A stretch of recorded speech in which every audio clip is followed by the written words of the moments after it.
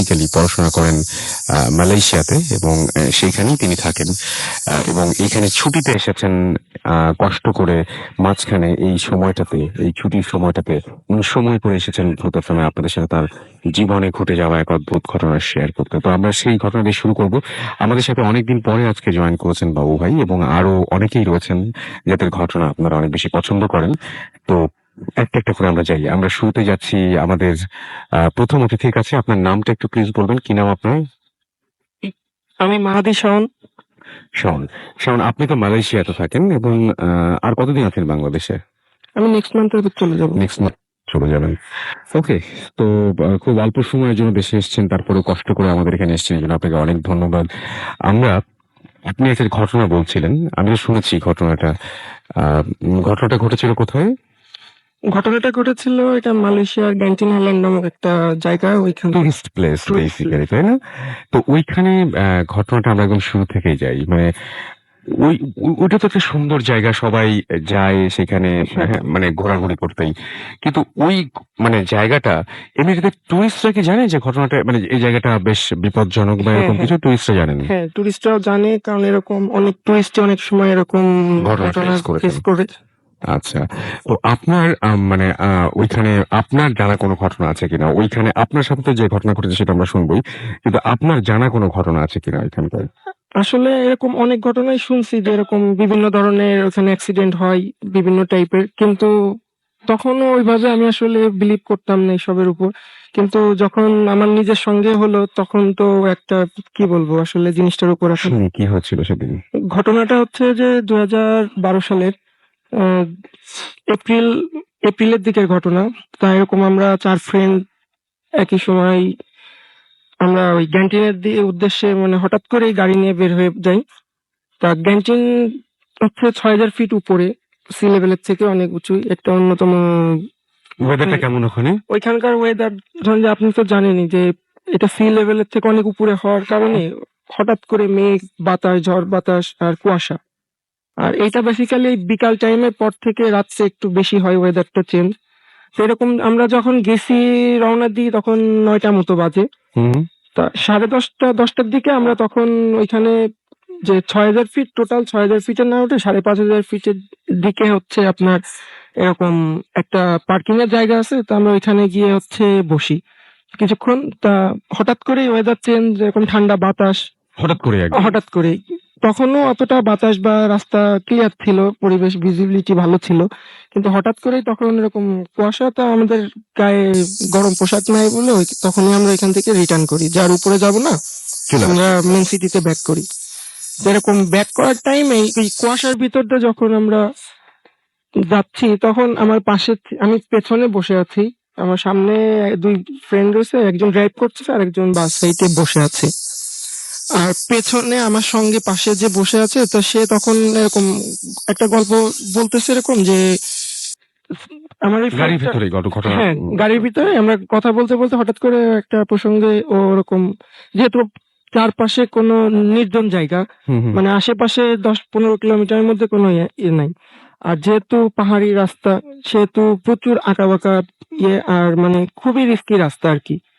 তা তখন ওই পরিবেশের কারণে ও গল্পটা বলতেছে যে কিছু সামনে আগালে ওইখানে একটা স্পট আছে, একটা টার্ন অনেক বিপজ্জনক বাট। তো কিছুদিন আগে ওইখানে একটা অ্যাক্সিডেন্ট ঘটছিল। তা ও যে রেস্টুরেন্টে পার্ট টাইম কাজ করে ওইখানের ম্যানেজারের সাথে জিনিসটা শুনছে, প্লাস পাশাপাশি পরে ফেসবুকে দেখছে যে ওইখানে কিছুদিন আগে যে অ্যাক্সিডেন্টটা ঘটে, একটা কাপল, চাইনিজ কাপল, ওরা মালয়েশিয়া ওই ক্যান্টিনের থেকে ফিরতেছিল। তা ফেরার পথে হঠাৎ করে ওরা অ্যাক্সিডেন্ট করে। তা স্পট ডেড হচ্ছে যে ড্রাইভ করতেছিল হাজবেন্ড, আর যে মহিলা ওনার ওয়াইফ পাশে বসেছিলেন উনি হসপিটালে যাওয়ার 15-20 মিনিট এরকম পরে হচ্ছে মারা যান। তা মারা যাওয়ার আগ মুহূর্তে ওইখানে যারা স্টাফ ছিল ওদের কাছে উনি এরকম গল্প করে যে ওনাদের অ্যাক্সিডেন্টের কারণটার। তা বলে যেরকম ওনারা যখন ওই বাঘটার কাছাকাছি আসছে হঠাৎ করে ওনার গাড়ির উপর কি যেন একটা পড়ছে। তা স্বাভাবিকই কিছু একটা শব্দ হলে তো ব্যাকের দিকে হচ্ছে নজর যাবে। তা তখন ওরা লুকিং গ্লাসে পেছনের দিকে দেখে যে কুয়াশার মধ্যে দেখতেছে, আর পেছনের যে লাইটের ওতে বোঝা যাচ্ছে যে কুয়াশার মধ্যে কিছু একটা ধরে ঝুলতেছে ওদের পেছন সাইডটা। তা ওই দেখতে গিয়ে ওরা হচ্ছে মানে ওই খাদের দিকে গাড়ি চলে যাচ্ছে বলে হার্ড ব্রেক করে, ওই টাইমে হচ্ছে গাড়িটা হলো পাল্টি নেয়। নিলে ওই স্পটে হচ্ছে যে ড্রাইভ করতেছিল সে মারা যায়। আর এই যে ওনার ওয়াইফ ছিলেন উনি হসপিটালে যাওয়ার পরে হচ্ছে মারা যাওয়ার আগে মানে এই কথাটা বলে। তো পরবর্তীতে যেহেতু বিপজ্জনক রাস্তা, ওইখানে প্রতিটা মোড়ে সিকিউরিটি ক্যামেরা আছে। তো পরবর্তীতে ওই অ্যাক্সিডেন্টের পরে ক্যামেরার ফুটেজে দেখা গেছে যে ওই গাড়িটা অ্যাক্সিডেন্ট হওয়ার কয়েক সেকেন্ড আগের মুহূর্তে যে ওই যে ফুটেজটা যে গাড়ির পেছনে কুয়াশার মধ্যে যে কিছু একটা ধরে ঝুলতেছে, কিছু একটা ধরে ঝুলতেছে একটু বোঝা যাচ্ছে, অ্যাকচুয়ালি বোঝা যাচ্ছে না যে কি জিনিসটা। তো এটা এরকম ফেসবুকে ও তখন এই গল্পটা মাত্র মানে বলছে। তো ওই টাইমে আমাদের গাড়ি চলতেছে আর কিছু দূর পরে এরকম ওই জায়গাটা হলো আসতেছে। তা- তখন হঠাৎ করে আমাদের যে ফ্রেন্ডটা ড্রাইভ করতেছিল ও বাস সাইডে গ্লাসের দিকে তাকায় বলে যে এটা কি। তার কিছুক্ষণের ভেতরেই হঠাৎ করে বলতেছে এটা কি। তা আমরা বাকি তিনজনই তখন বাস সাইডে গ্লাসের দিকে তাকায় দেখি যে ওই কুয়াশা, হালকা কুয়াশা ওই ভেতর দিয়ে মানে একটা ছায়ার মতো, মানে এখন ওইটা হ্যালুসিনেশনের জন্য হয়েছে কি হ্যাঁ, হয়তো আগে ঘটনাটা শুনেছিলেন সেজন্য হতে পারে, বাট কিন্তু কি চারজন দেখেছিলেন? একই সাথে একটা বিষয়ে এটা আসলে একই জিনিস একই দেখেছেন জিনিস সবাই। দেখতেছি। আমি একটু সুবিধা করে দিই আপনার। আপনি বলছিলেন যে আমাদের এখানে কক্সবাজারের একটা ঘটনা ছিল এরকম যে হ্যাঁ গাড়ির পাশ দিয়ে কোন একটা হ্যাঁ মানুষ হ্যাঁ হ্যাঁ যায় এবং আমাদের আপনারা এরকম এরকমই টাইপের। একটা যে ছায়া আমাদের ঠিক গাড়ির সমান্তরাল দিয়ে ওই তালে তালে হচ্ছে ভেসে ভেসে যাচ্ছে। হুম, তা হুম, হুম। আমরা এটা ম্যাক্সিমাম ৫-৬ সেকেন্ড মতো হলো জাস্ট দেখার সুযোগটা পাইছি। কারণ গাড়ি রানিং এ ৪ জনই ওইটা দেখতে দেখতে হঠাৎ করে মানে সামনে নজর দেয় যে গাড়ি হচ্ছে একদম সোজা খাদের দিকে যাচ্ছে। তো তখন হার্ড ব্রেক করে ডাইনে টার্ন নেয়। নেয়ার সাথে সাথে আমাদের গাড়িটা মানে স্কিড করে। স্কিড করে। করার পর যখন গাড়িটা ওরকম অবস্থায় তখন আমি পেছনে মানে জাস্ট ২-৩ টা ধাক্কা খাই পিঠে। ওর মধ্যেই তো ঘুরতেছি। আমি পেছনের গ্লাস ভেঙে আমি ১০-১৫ হাত দূরে ছুটে যেয়ে পড়ি। তা তখন পড়ার সাথে সাথে আমি উঠে দাঁড়াইছি। এখন আমার আর এত ফিলিংস নাই যে আসলে আমার মানে এরকম হচ্ছে হুম, যে হুম। কেটে গেছে কিনা বা ব্যথা। তখন আমার চিন্তা যে আমি পেট্রোলের স্মেল আসছে, কোনো একটা অ্যাক্সিডেন্ট করতে পারে। আমি তখন দৌড় দিয়ে গিয়ে আমার পেছনের যে ফ্রেন্ড ওকে ওই পেছনের ওই গ্লাস ভাঙা যে টেনে বার করছি। এখন সামনের ২ টা ফ্রেন্ডই তো ধরেন যে হচ্ছে সিট বেল্ট বাঁধা। ওরা ওর মধ্যেই আটকায় আছে। আটকায় আছে। হুম, হুম। পরে ওদেরকেও বের করলাম যত দ্রুততার সাথে। তা মানে আশ্চর্যের ব্যাপার যে আমাদের যে ড্রাইভ করতেছিল ওনার শুধু কানের এখানে একটু কাটছে, একটু রক্ত পড়ছে। আমার একটা আঁচড়ও লাগে নাই। কিন্তু গাড়ির দিকে নজর দিলে আপনি ছবি পাঠিয়েছিলেন আমাদেরকে। হ্যাঁ, আমি আপনাকে ছবিও দেখিয়েছি যে গাড়ির দিকে দেখে কেউ মানে বিশ্বাস করতে পারে না যে আমরা ৪ জনের অবস্থা। বেঁচে আছেন আপনারা, বেঁচে এটা আছি। বোঝা যায় না গাড়ি তা দেখে। রাইট। তা যেহেতু অনেক উন্নত দেশ, লোক কোথায় আছে জানি না। কিন্তু ঠিক আমাদের অ্যাক্সিডেন্টের ১০-১৫ মিনিটের মাথায়ই ওদের যে রোন্ডা বলে ওদের লোকাল ল্যাঙ্গুয়েজে, মানে যারা হচ্ছে এই ইমার্জেন্সি সাপোর্ট দেয় হাইওয়েতে, ওরা চলে আসছে। আসার পরে তখন ওরা জিজ্ঞেস করতেছে, এখন ওরা বিলিভ করতে চায় না যে এই গাড়ির মধ্যে আমরা ছিলাম।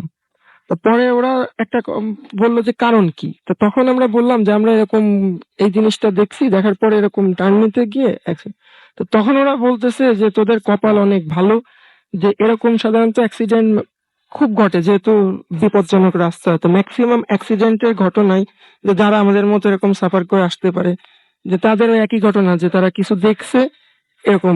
মানে এরকম ধরনের কিছু একটা তা দেখেছে। আচ্ছা, কেন ঘটে ওই জায়গাটায় এখন এরকম কিছু? পরবর্তীতে আমরা মানে যেহেতু এরকম একটা ঘটনা ঘটছে তা আমরা পরবর্তীতে ধরেন যে হচ্ছে ইন্টারেস্টেড হইছি যে জিনিসটা আসলে কি কারণে। এমনিতেই মালয়েশিয়াতে প্যারানরমাল এই জিনিসটারে ওরা খুব বিলিভ করে, যে কারণে ওদের এইখানে এই প্রবলেম গুলো অত্যাধিক বেশি। তারপরে যখন ভূতকে কি বলেন ওরা? ওরা মানে লোকাল ল্যাঙ্গুয়েজে ভূতকে বলে হচ্ছে হান্তু। হান্তু। আচ্ছা। হান্তু। পরবর্তীতে আমরা যখন ওইটা করছি যে কিভাবে কি হলো ওই আগের অ্যাক্সিডেন্টের ঘটনায় তখন ফিরে গেছি। তা ওই ৩-৪ বছর আগে একজন মালয়েশিয়ান চাইনিজ উনি ওই যেহেতু ক্যান্টিন তো মানে বিখ্যাত অনেক কারণে, তার মধ্যে একটা হচ্ছে আমাদের সাউথ ইস্ট এশিয়ার বৃহত্তম ক্যাসিনো আছে এখানে। আর প্রচুর পরিমাণ চাইনিজ ওইখানে গিয়ে ধরেন যে বিট করে, অনেকে সর্বস্ব খোয়ায়। তো যে কারণে এখানে অ্যাভেলেবেল এরকম সুইসাইড ঘটনা আছে। তো তার মধ্যে একটা যে ওই স্পটে একজন চাইনিজ ভদ্রলোক উনি এক টেবিলে বসে এক রাতে প্রায় 70 মিলিয়ন রিঙ্গিত হচ্ছে লুজার হয়েছে। হওয়ার পরে উনি ওইখান থেকে নাকি ওই গাড়ি সহ জাম্প করে হচ্ছে সুইসাইড করে। তারপরের থেকেই ওই ২-৩ বছর পরের থেকেই ওই রোডটাতে ওই একটা স্পেসিফিক স্পটে এরকম অহরহ অ্যাক্সিডেন্টের ঘটনা ঘটে। কেউ বাঁচে, আমাদের মতো কেউ লাকিও হইতে পারে। হয়তো অশেষ দোয়া ছিল বাবা-মার সবার সেটাই। ক্ষেত্রে যে অনেক ধন্যবাদ আপনাকে এবং শীতের সময় আমরা বিভিন্ন অফারও দেখি এখন। অনেকেই যাচ্ছেন হয়তো ক্যাম্পিং এ এবং আপনারা নিশ্চয়ই মানে এই ছুটি কাটাতেও যাবেন অনেকে। তো কেমন হয় যদি হঠাৎ করে আপনাদের সেই চাইনিজ ভদ্রলোকের সাথে দেখা হয়ে যায়?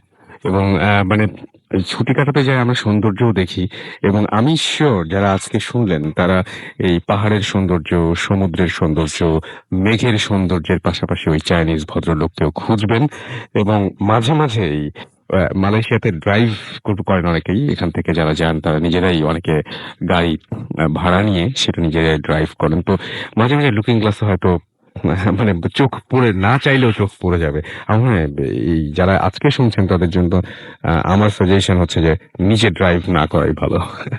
আচ্ছা, আর যদি এরকম কোনো কিছু দেখে ফেলেন তাহলে অবশ্যই আমাদের জানাতে ভুলবেন না। আমাদের অ্যাড্রেস তো আপনার জানাই আছে, bothfm@radiofooty.fm, which is BHWTFM@radiofooti.fm।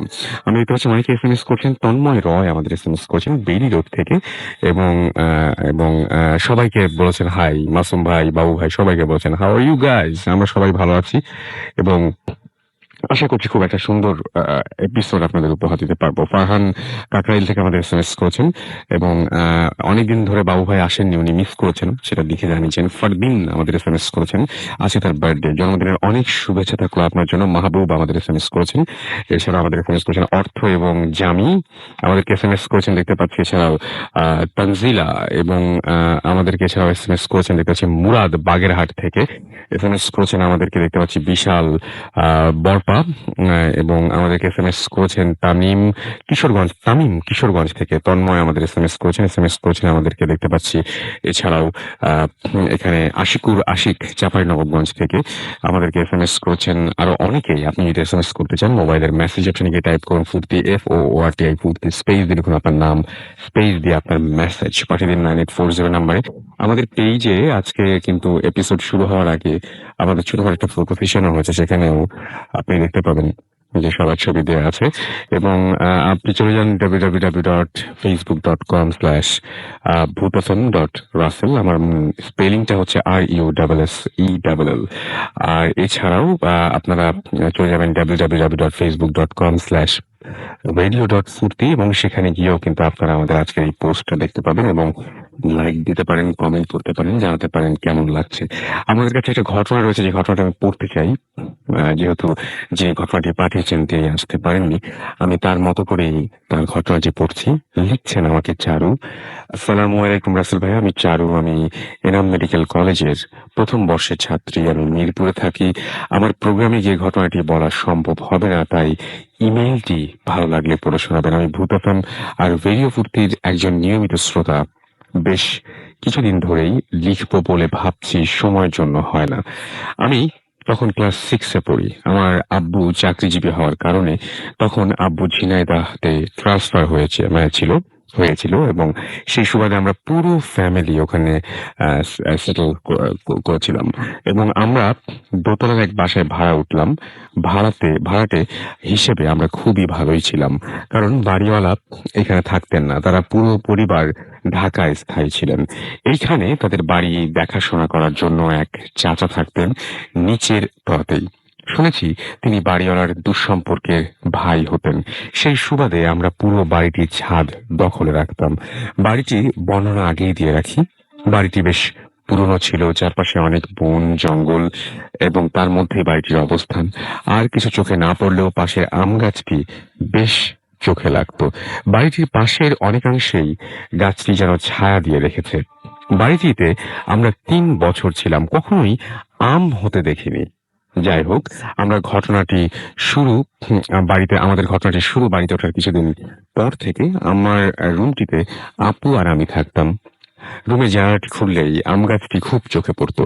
আমরা মাঝে মধ্যে রাতে ঘুম ভাঙলেই নুপুরের শব্দ শুনতে পেতাম। মনে হতো কে যেন নুপুর পায়ে সারা ছাদ হেঁটে বেড়াচ্ছে। একদিনের ঘটনা বলি, আমার আমরা রাত রাত ২টায় ঘুম ভেঙে যাওয়ার পর মনে হলো কে যেন ছাদে নুপুর পরে হাঁটাহাঁটি করছে।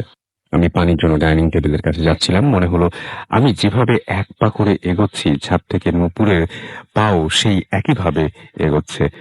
এবং কিরকম ফিলিংস ছিল এখন আমি এটা লিখতে গিয়ে আমার হাত কাঁপছে। তারপর হাত থেকে গ্লাস পড়ে গেল আর শব্দ থেমে গেল। আমি কোনো রকমে গ্লাসটি তুলে খুব তড়িঘড়ি করে রুমের দিকে এগুতেই শব্দ আবার সেইভাবে শুরু হয়ে গেল। এবার যেন আমার পাশে পাশে হাঁটছিল।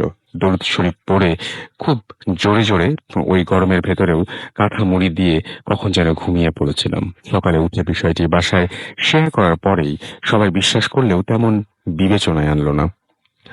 ছাদে গিয়ে অনেক দিন খোঁজাখুঁজি করলেও নুপুরের শব্দ হওয়ার মতো কোনো কারণ পাওয়া গেল না। আমাকে রোজ রাতে জমজম কূপের পানি পান করে ঘুমাতে বলল।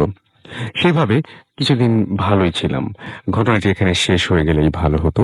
তার বেশ কিছুদিন পর এই ঘটনা প্রায় ভুলেই গিয়েছিলাম। আমার পরীক্ষা থাকার কারণে রাত জেগে পড়াশোনা করছিলাম। হঠাৎ ইলেকট্রিসিটি চলে যাওয়ার কারণে টেবিল ল্যাম্প জ্বালালাম। মনে হলো জানালাটি খুলে দিলে গরম কম লাগবে। জানালাটি খোলার সাথে সাথে মনে হলো আমার জানালার ঠিক ওপরে নুপুরের শব্দ হচ্ছে। শব্দটি যেন আস্তে আস্তে নিচের দিকে আসছিল। তারপর আমি শরীরের সব শক্তি দিয়ে টেবিলে উঠে আপুকে জাগালাম। আপু একই শব্দ অনুভব করলো। হঠাৎ বাতাসে ল্যাম্পটি টেবিলের ওপর থেকে নিচে ফেলে দিল। টেবিল ল্যাম্পটি বন্ধ হয়ে গেল। নুপুরের শব্দটি যেন আরো গাঢ় রূপ ধারণ করলো। আমি আর আপু দুইজন দুজনকে জড়িয়ে ধরে চিৎকার করার চেষ্টা করলাম, কিন্তু মুখ দিয়ে কোনো শব্দ বের হচ্ছিল না। দুপুরের শব্দটি যেন জানালা দিয়ে ভেতরে চলে আসলো, তারপর আমাদের খুব কাছে এসে থেমে গেল। ৫ থেকে ১০ মিনিটের মতন আমরা জড়সড় হয়ে বসে থাকার পরে আমি উঠে টেবিল ল্যাম্পটি নিচ থেকে উঠিয়ে জ্বালালাম। জানালাটি বন্ধ করার জন্য জানালার কাছে যাওয়ার পর ইচ্ছার বিরুদ্ধেও চোখ গাছের ওপর চলে গেল। যা দেখলাম তা যেন আর কেউ কখনো না দেখে। আম গাছের ডালের ওপর সাদা শাড়ি পরা অনেক বড় চুল, এক চুলের এক মেয়ে গাছের সাথে ঝুলে রয়েছে এবং তার পায়ে নূপুর পরা ছিল। সে দড়িতে ঝুলছিল, মানে ফাঁসির দড়িতে ঝুলছিল, আর তার পা পা আর এক পায়ের সাথে লেগে নূপুরের শব্দ হচ্ছিল। তারপর কি দেখেছি মনে নেই। সকালে ঘুম ভেঙে নিজেকে বিছানায় আবিষ্কার করি। আমার চারপাশে বাসার সবাই, আপুও ছিল, সবাই জানতে চাইলো আপু কে কি হয়েছিল বলতে বললাম। মানে সবাই জানতে চাইলে আপুকে কি হয়েছিল বলতে বললাম। আমাকে অবাক করে দিয়ে বলল সে রাতে কি হয়েছিল সে কিছুই জানে না।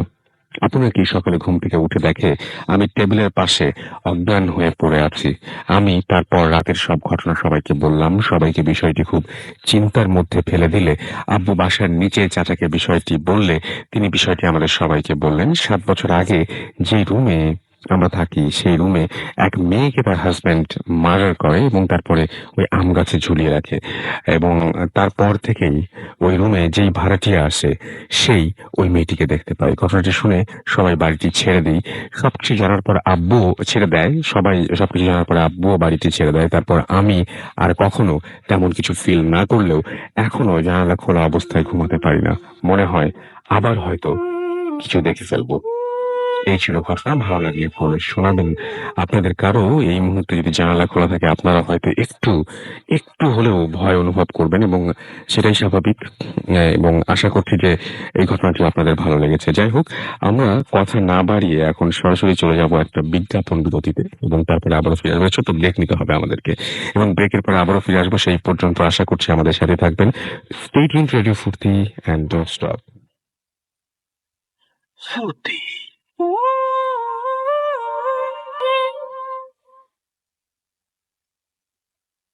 Welcome back. শুনছেন সবসময় রেডিও ফুর্তি 88.0 FM। আমি রাসেল আছি সাথে, এবং চলছে ভূত এফএম। আমার সাথে রয়েছে মাসুম এবং আজকের অতিথিরা, এবং আপনাদের সবাইকে আরো একবার স্বাগত জানাচ্ছি। আপনারা সবাই জানেন যে ভূত এফএম এখন আরো অন্যরকম উইথ গ্রামীণ ফোন, এবং আমি দেখতে পাচ্ছি যে অলরেডি ফেসবুকে অনেকে লিখছেন যে আই লাভ ভূত এফএম।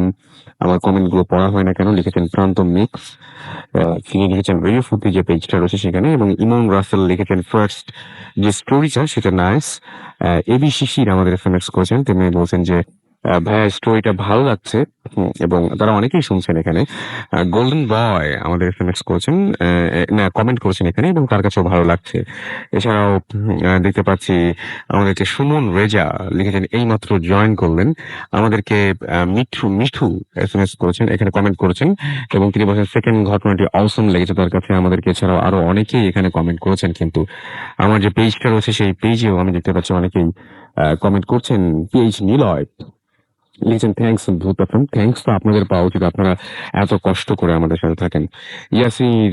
ইয়াসিন আরাফাত প্লাবন আমাদেরকে কমেন্ট করেছেন। কমেন্টটা যদিও অনেক আগের করা, তিনি ওয়েট করছিলেন ভূতাফমের জন্য।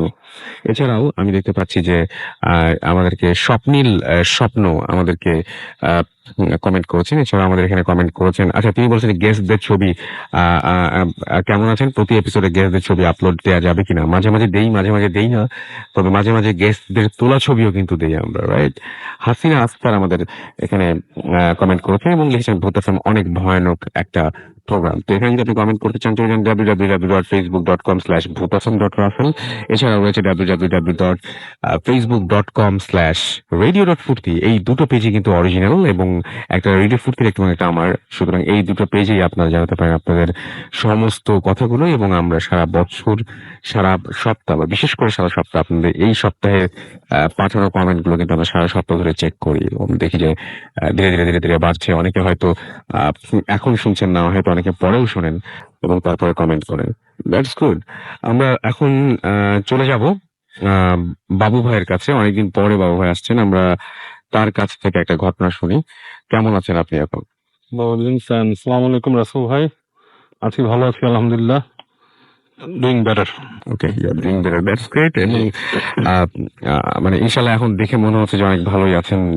মানে মাঝখানে যেরকম ভেঙেই পড়েছিলেন মাঝখানে একবার। আপনাদের সবার দোয়ায় এখন কিছুটা ভালো আছি, মানে বেশ ভালো আছি আলহামদুলিল্লাহ। যাই হোক, আমরা আমি আমি একটু আগেও খুব ইয়ে লাগছিল যে এর আগে একটা এপিসোডে বাবু ভাইয়ের আসার কথা ছিল, এবং তিনি ওই দিন আমাকে বললেন যে আমি আসতে পারবো না। যে আমি, এবং তিনি, আপনি এটা মনে হয় বলছিলেন যে আমি প্রথমবারের মতো আপনাকে বলছি বলছি যে আসতে পারবো না, কারণ হ্যাঁ, কখনো ওই দিন এরকম বেশ হয় না, অসুস্থ ছিলাম। রাইট? তো সেখান থেকে বেরিয়ে আসাটাই বড় কথা। আমরা যে ঘটনাটা আজকে শুনবো, জি, সেই ঘটনাটা কোথাকার? এটা হচ্ছে রাসূল ভাই পুরান ঢাকার আপনার এটা হচ্ছে আপনার একটা মাছ, এবং এই মাছটা হচ্ছে আপনার সবাই চেনে। আমি নামটা বলবো না, কারণ অনেকে কিউরিয়াস হয়ে ওখানে চলে যাবে ওটা দেখার জন্য। কিন্তু অনেকে আপনার কি ধারণা যে অনেকে হয়তো বুঝতেও পারছেন সেটা, যে অনেকে হয়তো ধারণা করছেন পুরান ঢাকা একটা মানে আপনার সেখানে একটা মাঠ, জনবহুল এরিয়া, সেখানে একটা মাঠ, সেখানে বিরাট একটি ব্যাপার। মাঠ, মানে স্পেসিফিকলি বললে হয়তো অনেকে যে বসে থাকবে, হ্যাঁ, আর সেটাই। এখন যদি বসে থাকে আমার কোনো ব্লেম নেই আর কি। কেউ বিল্ডিং তুলেও চিন্তা করতে পারে। তোমরা চিন্তা করতে পারে। সেটাই। আচ্ছা যাক, এই মানে এই মাঠটা আপনার ওখানে আছে এবং অনেকদিন ধরেই আছে, বেশ পুরানো মাঠ ওখানে। এমনি দিনের বেলা খেলাধুলা হয়, খুব ব্যস্ত থাকে এবং আশেপাশে জনবহুল এরিয়া, মানুষজন চলাফেরা করে। তো এই ঘটনাটা আমি শুনেছি আমার এক বন্ধুর কাছে, ওর নাম তন্ময়। ওর বোনের বাসা ঠিক মাঠের পাশেই, ছোট বোনের বাসা। তো একদিন রাতে ওর বোন ঘুমিয়েছিল রাতে, তো সারা রাত ঘুমানোর পর ভোরের দিকে আর কি ঘুম ভাঙে ওর আজানের পর। তখন অলরেডি জাস্ট ফজর আজানটা শেষ হয়েছে আর কি, এরকম একটা সময়। অন্ধকার তখনও, চারিপাশে হালকা আলো ফুটছে আর কি, এরকম একটা সময়। তো ঘুম থেকে উঠে পানি খেতে আসে আর কি ডাইনিং স্পেসে। আচ্ছা, তো ডাইনিং স্পেসে যখন পানি খেতে আসে, তো পানি খায়, পানি খেয়ে হঠাৎ জানলা দিয়ে ওর চোখ যায় বাইরে। তো অল্প আলোর মধ্যে, হালকা আলোতে দেখতে পায় মাঠের মধ্যে একদল ছেলে ফুটবল খেলতেছে।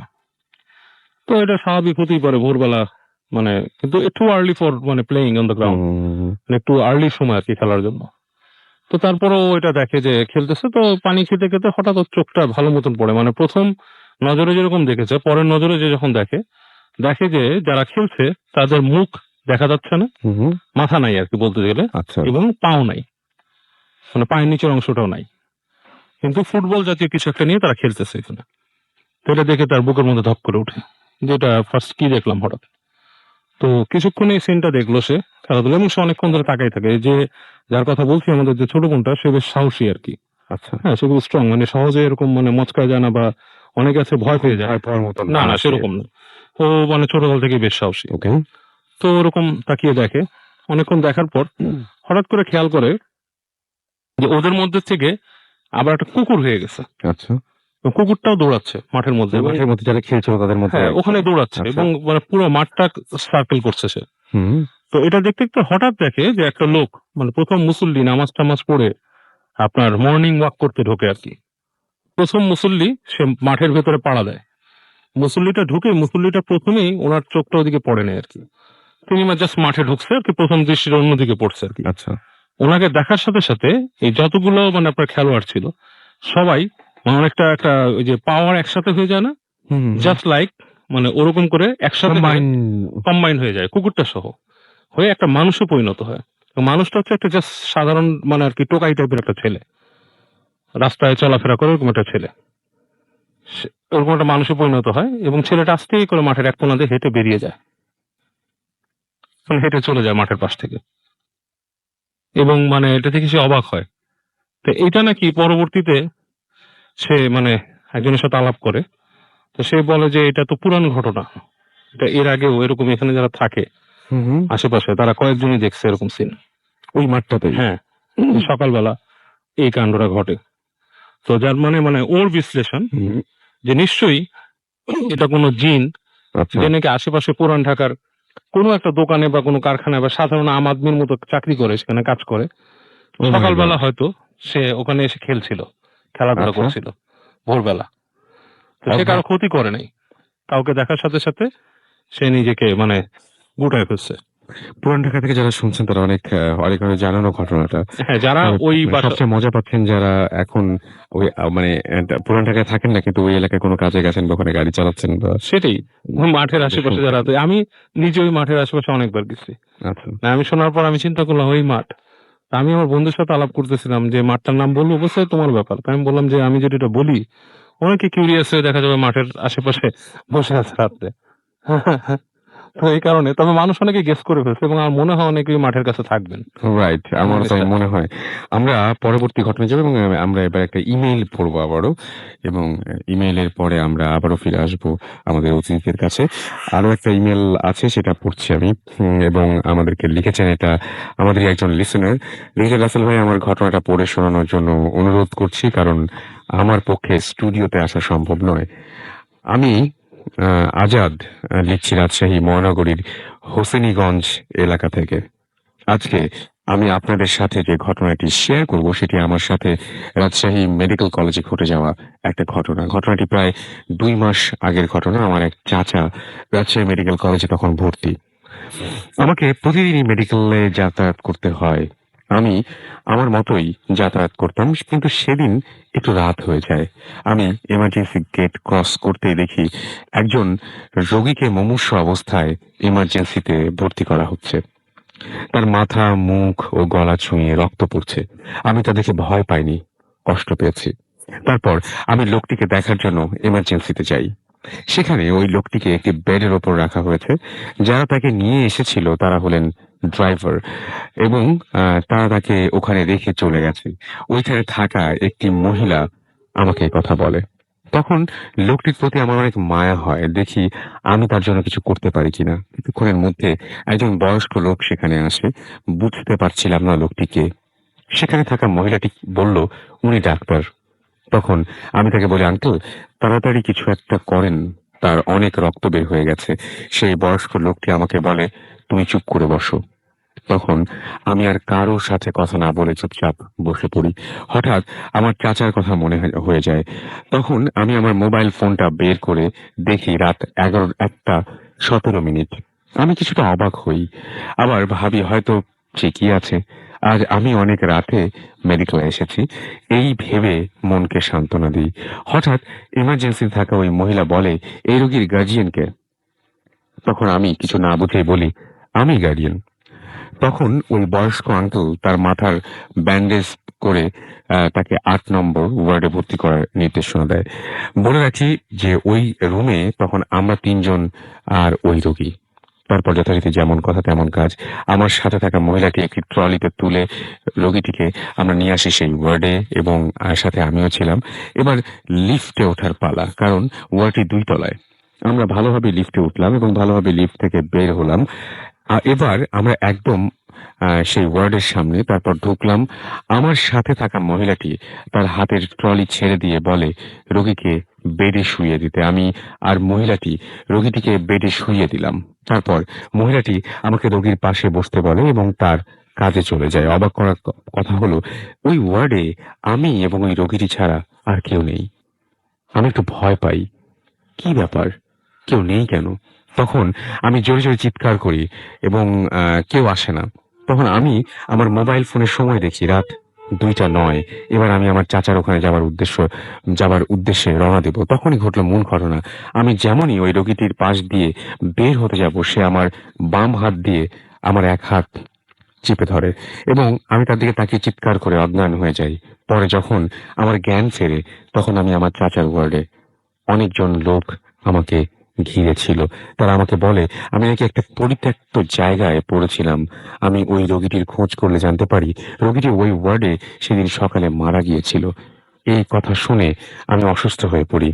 কিছুদিন পরে আমি ওই মহিলাটিকে অনেক খোঁজাখুঁজি করি, কিন্তু তার কোনো সন্ধান পাইনি। আমার ঘটনাটা যদি ভালো লাগে তাহলে অবশ্যই শেয়ার করবেন। সেদিন রাতে কি হয়েছিল সেটা আমরা জানি না। আজাদ যেটা লিখেছেন এবং তিনি লিখেছেন মোহাম্মদ আজাদ রহমান, রাজশাহী কলেজ, গ্রাম হুসেনীগঞ্জ, থানা বোয়ালিয়া, জেলা রাজশাহী। তারপরে তার মোবাইল নাম্বারটিতে আছে।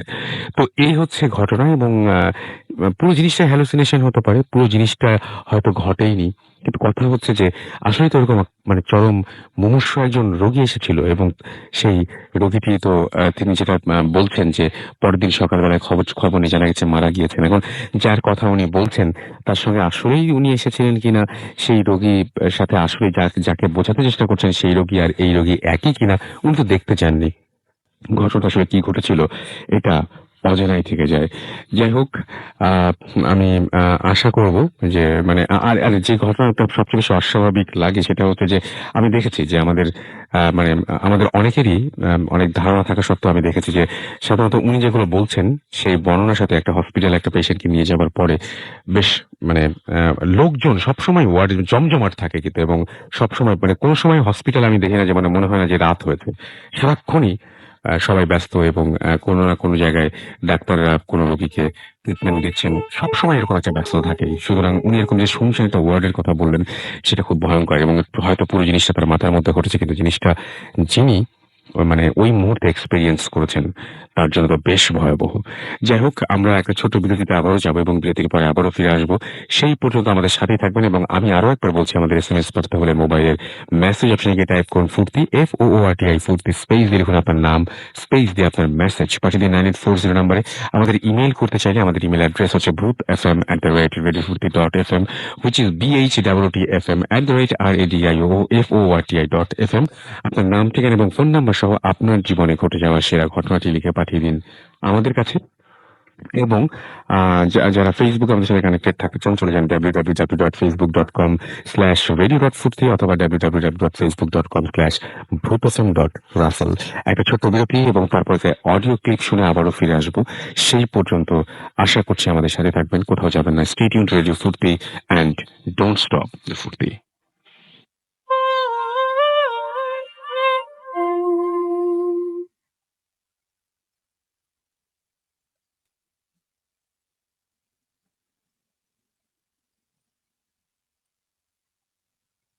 হ্যালো রাসেল ভাই, আমার নাম রিতম। আমি ভূত এফএমের একজন বিশাল বড় ফ্যান অ্যান্ড রেগুলার লিসনার। আমি ইন্ডিয়াতে ব্যাঙ্গালোর শহরে থাকি কর্মসূত্রে, বাট আমি অরিজিনালি ফ্রম ক্যালকাটা। আর আমার এই যে ঘটনাটা আমি শেয়ার করবো এটাও ক্যালকাটাতেই আমার সাথে এবং আমার ফ্যামিলির সাথে ঘটেছে। আজ থেকে প্রায় 10 বছর আগের কথা। আমরা একটা নতুন অ্যাপার্টমেন্ট নিয়ে সেখানে মুভ করি। খুব মন দিয়ে অনেক ইনভেস্টমেন্টস করা হয়েছিল এই অ্যাপার্টমেন্টটাতে, কিন্তু আনফর্চুনেটলি ওখানে এমন কিছু ইনসিডেন্টস ঘটে যে আমাদের এত শখের অ্যাপার্টমেন্ট ওটা ছেড়ে আমাদের অন্য জায়গায় মুভ করে যেতে হয়েছিল very soon, in a very short time. তো এইভাবে শুরু হয় অ্যাপার্টমেন্টে। প্রথমে আমরা যখন মুভ করলাম ইনিশিয়ালি এভরিথিং ওয়াজ ওকে। তারপর যেটা হয় আমরা একটা স্বপ্ন দেখতে শুরু করি, আমি, আমার বাবা মা এবং ঘটনাচক্রে আমরা যখন আমাদের নেবারদের সাথে কথা বলি যারা ফ্ল্যাটের ওই ডিরেকশনে থাকতো, মানে ধরুন আমার উপরে বা আমাদের ঠিক নিচে ওই দিকে যারা থাকতো, এভরিওয়ান সবাই একই স্বপ্ন দেখছিল। এটা খুব অদ্ভুত, এটা কোনো সাইন্টিফিক ভিত্তি আমরা খুঁজে পাইনি যে একই স্বপ্ন কি করে এতগুলো মানুষ দেখতে পায়।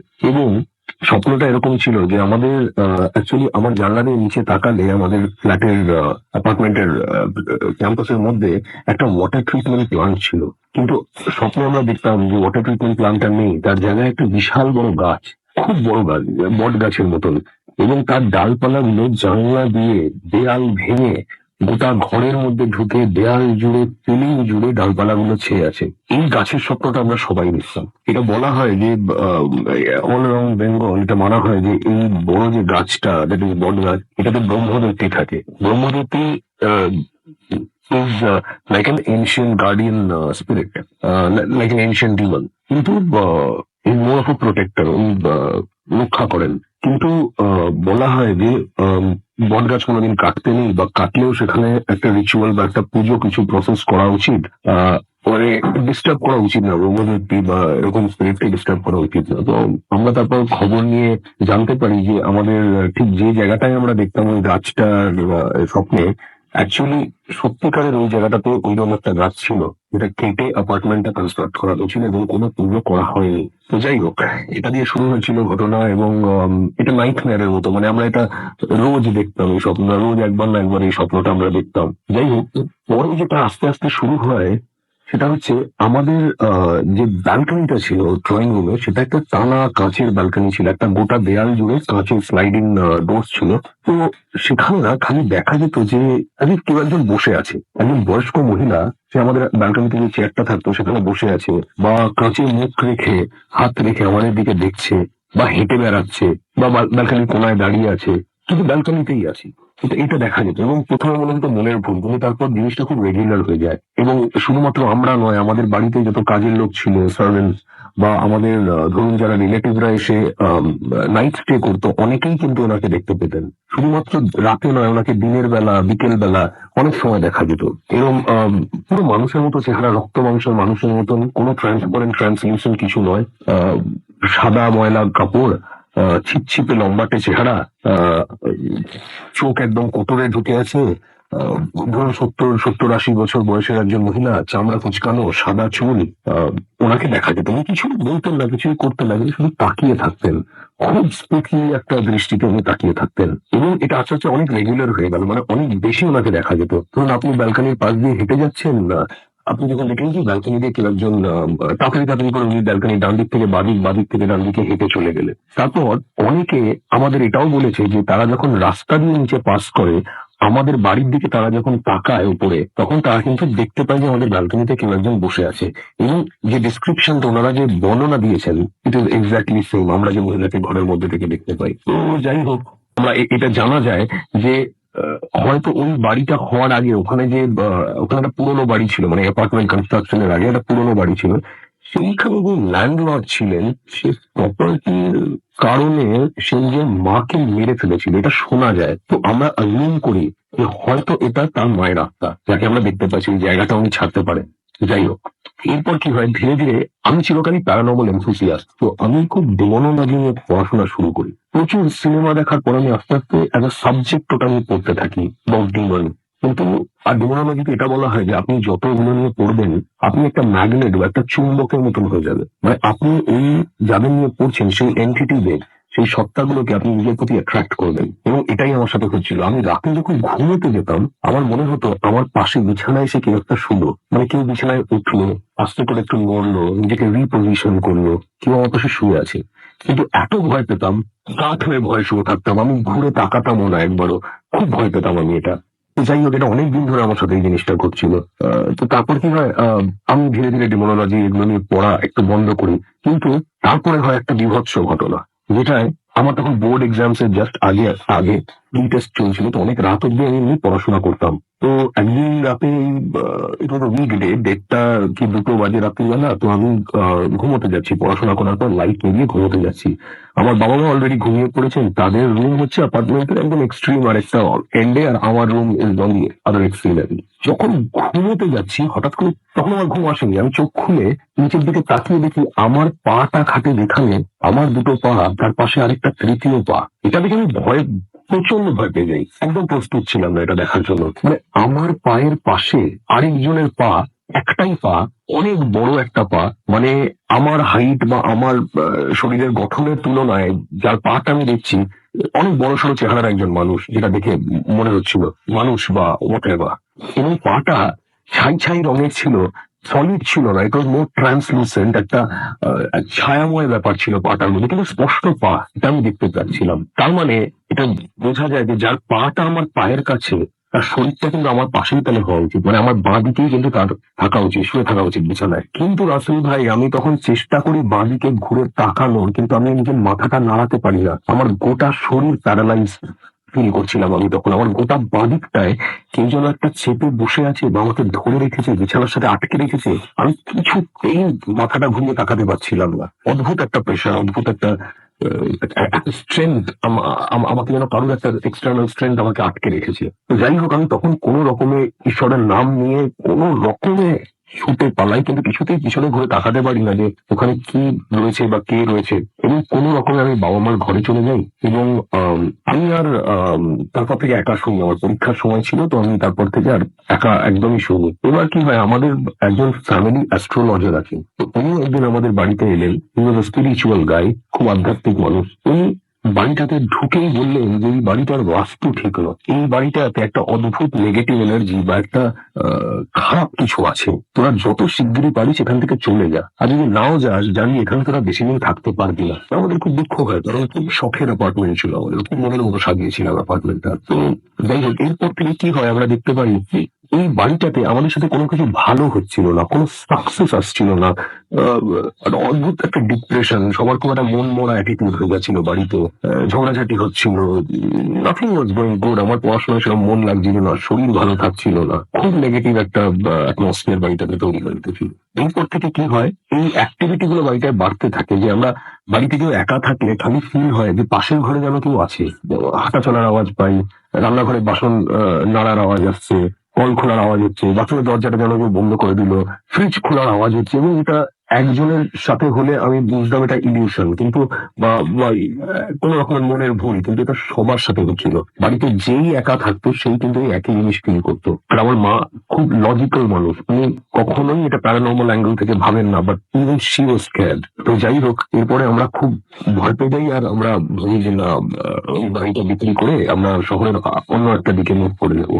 তো আমরা বাড়িটা তারপর সেল করে দিই। তো এই ছিল আমার ঘটনা রাসেল ভাই। আমি জানি না ওই বাড়িটার এখন যারা আছে তারা এটা ফিল করছেন কিনা, কারণ আমি এখন অন্য শহরে থাকি।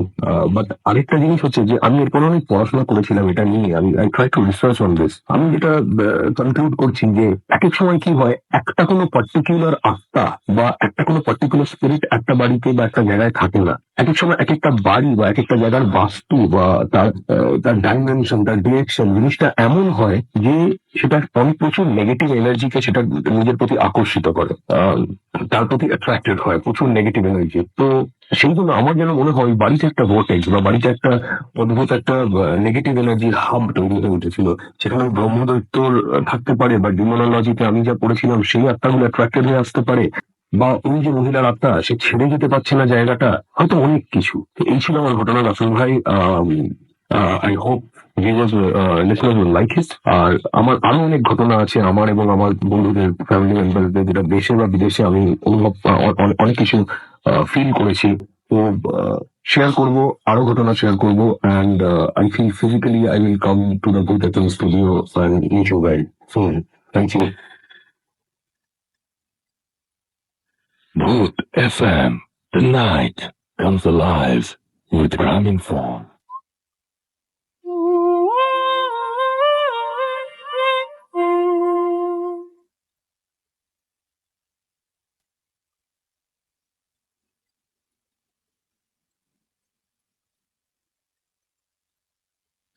Welcome back. শুনছেন সবসময় রেডিও ফুর্তি, আর চলছে ভূত FM। আমি রাসেল আছি সাথে, আমার সাথে রয়েছে মাসুম এবং আজকের অতিথিরা। এবং আপনারা অনেকেই SMS করছেন, কিছু SMS পড়ে ফেলতে হয়। আমি দেখতে পাচ্ছি হাবিব আমাদের SMS করে, হাবিব ভুঁইয়া নারায়ণগঞ্জ থেকে লিখেছেন, রাসেল ভাই কেমন আছেন? আমি সবসময় ভালো থাকি, সবসময় ভালোর দলে। রোমান ইসলাম আমাদের লিখেছেন পশ্চিম রাজাবাজার থেকে, সেকেন্ড স্টোরিটা তার কাছে অনেক ভালো লেগেছে। আফজাল আমাদের SMS করেছেন, ভালো প্রশংসা করেছেন। জয় ইসলাম আমাদের SMS করেছেন, লাইট বন্ধ বন্ধ করে তিনি একা ভূত FM শুনছেন। রাজন রাজ আমাদের SMS করেছেন মুগদা থেকে। তামিম কিশোরগঞ্জ থেকে আমাদের SMS করেছেন। খুলনা থেকে আনোয়ার এবং তার ওয়াইফ আফরিন দুজনে আবারও SMS করেছেন, তারা রেগুলার SMS করেন। এবং আমাদেরকে এছাড়া SMS করেছেন অর্পণ অর্পণ এবং লাস্ট যে ঘটনাটা সেটা তার কাছে চরম লেগেছে আমাদেরকে। এছাড়াও রিদি SMS করেছেন, লিখেছেন লাভ ভূত FM। আমাদেরকে সাব্বির SMS করেছেন আমাদেরকে। এছাড়া মিঠু চাটমোহর থেকে। এছাড়া আমাদেরকে ব্লু ফেরি SMS করেছেন। ফার্স্ট তিনি লাইভ শুনছেন ভূত FM এবং তিনি বলছেন যে লিখেছেন যে ফিলিং সো এক্সাইটেড। অনেক আমাদের SMS করেছেন তিনি এবং তার ওয়াইফ আরমিন গুলশান থেকে ভূত FM শুনছেন। লাবিব ময়মনসিং থেকে আমাদের সঙ্গে রয়েছেন। আমাদের সাথে রয়েছেন মেজবা খুলনা থেকে।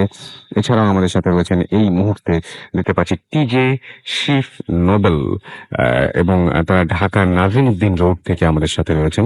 আমাদের বাঁধন খুলনা আমাদের সাথে রয়েছেন এবং আমাদেরকে মাহিন SMS করেছেন শাওন। এছাড়াও তিনি রাজশাহী থেকে SMS করেছেন। সাদমান সাকিব আমাদের SMS করেছেন ঢাকা থেকে, লিখেছেন আই লাভ ভূত FM।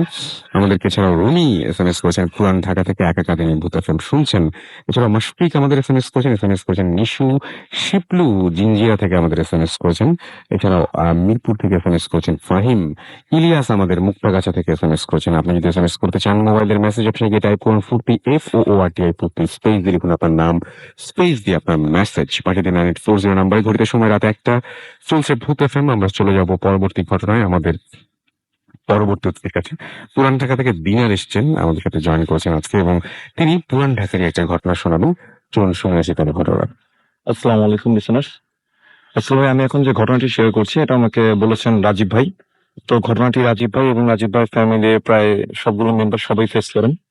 তো ঘটনাটি ঘটেছে হচ্ছিল পুরনো ঢাকার নবাবগঞ্জ হাজারীবাগ নামে জায়গায় একটি আপনার সালাহা স্কুল নামে একটি স্কুল রয়েছে। সেই স্কুলের আশেপাশে কোনো একটি বাসাকে নিয়ে, এবং সেই রাস্তাটার নাম হচ্ছে নীলাম্বর সাহা রোড। তো আমি সরাসরি তার ঘটনায় চলে যাই। তো বাসাটা ছিল ওই রাস্তার মধ্যে সবচেয়ে পুরাতন একটি বাসা। বাসাটা এখনো রয়েছে সেই জায়গায়, 3 তলার একটি বাসা। তো রাজীব ভাইরা যখন সে বাসায় ভাড়া ওঠে, তো ভাড়া ওঠার পর আপনার কিছুদিন ওনারা ভালোই কাটে। তো তারপর থেকে তারা বিভিন্ন প্যারানর্মাল জিনিস এক্সপিরিয়েন্স করা শুরু করেন। স্পেশালি প্রথম দিকে রাজীব ভাই এক্সপিরিয়েন্স করা শুরু করেন। তো রাজীব ভাই প্রথম যেটা এক্সপিরিয়েন্স করেন সেটা হচ্ছে এরকম যে একদিন রাত 12:30 কি 1টা এরকম একটা সময় হবে, তখন রাজীব ভাই ঘুমাচ্ছিলেন। তো রাজীব ভাই ঘুমের মধ্যে একটা স্বপ্ন দেখছেন, মানে দুঃস্বপ্ন দেখতেছেন যে এরকম যে রক্তশূন্য চেহারার মানে কোন একটা মেয়ে মানুষ, তার মনে হচ্ছে যে তার বুকের উপর বসে তার গলা চেপে ধরে আছে। তো রাজীব ভাই এটা স্বপ্নে দেখতেছেন এবং উনি চিৎকার করার চেষ্টা করতেছেন স্বপ্নের মধ্যেই। ওনার মনে হচ্ছে যে ওনার গলা দিয়ে কোনো শব্দ বের হচ্ছে না। তো উনি হাত পা নাড়াতে পারছেন না। তো এরকম একটা সময় রাজীব ভাইয়ের ঘুম ভেঙে যায়। তো ঘুম ভেঙে যাওয়ার পর রাজীব ভাই যেটা দেখলেন, মানে সেটা খুবই অবাক করা একটা ব্যাপার ছিল যে ওনার কাছে মনে হলো যে কেউ একজন ওনার রুম থেকে বেরিয়ে জাস্ট বারান্দার দিকে চলে গেল। তো রাজীব ভাই আর সেই দিকটা এখন কনসেন্ট্রেট করেনি। তো উনি সরাসরি তার রুম থেকে বেরিয়ে উনি তার প্যারেন্টসে গিয়ে তার ঘটনাটি বলেন। তখন তার প্যারেন্টসরা যেটা এক্সপ্লেনেশন দেন যে ঘুমের মধ্যে যে বোবা ধরার যে ব্যাপারটা, ওনার প্যারেন্টসরা মূলত এরকম একটা ব্যাখ্যা দেন। তো রাজীব ভাই এটাকে নর্মালি নেন। তো পরের দিন রাত 11:30-12টা একই সময় রাজীব ভাই just মানে ঘুমানোর প্রিপারেশন নিচ্ছিলেন, উনি খাটে শুয়েছিলেন। তো রাজীব ভাই লক্ষ্য করতেছেন, তো রাজীব ভাই কিন্তু সবসময় বারান্দার গেটটা খুলে ঘুমাতেন। আর রাস্তার পাশে থাকা যে ল্যাম্প পোস্টটা ছিল সেটার আলোতে ওনার রুমের প্রায় অর্ধেকটা আলো থাকতো রুমের ভিতরে। তো রাজীব ভাই শুয়ে বারান্দার দিকে তাকিয়েছিলেন, তখন উনি লক্ষ্য করলেন যে মনে হচ্ছে কেউ একজন তার দিকে বারান্দা থেকে উকি দিয়ে তাকিয়ে আছে। তো প্রথম থেকে উনি তেমন একটা ইম্পর্টেন্ট দেননি, বাট উনি অনেকক্ষণ লক্ষ্য করার পর দেখলেন যে মনে হচ্ছে যে কোনো মেয়ে জাতীয় মেয়ে হবে, যে যার মনে হচ্ছে যে মাথার সবগুলো চুল ছাড়া এবং সে উকি দিয়ে তার দিকে তাকিয়ে আছে। তো রাজীব ভাই এটা অনেকক্ষণ দেখার পর উনি চিন্তা করলেন যে মানে লাইট জ্বালিয়ে দেখা যায়, যদি কেউ সেখানে দাঁড়িয়ে থাকে তাহলে তো তাকে দেখা যাবে। তো উনি তখন সঙ্গে সঙ্গে রুমের লাইট অন করেন। তো লাইট অন করার পর উনি দেখলেন যে ওখানে কেউ নেই।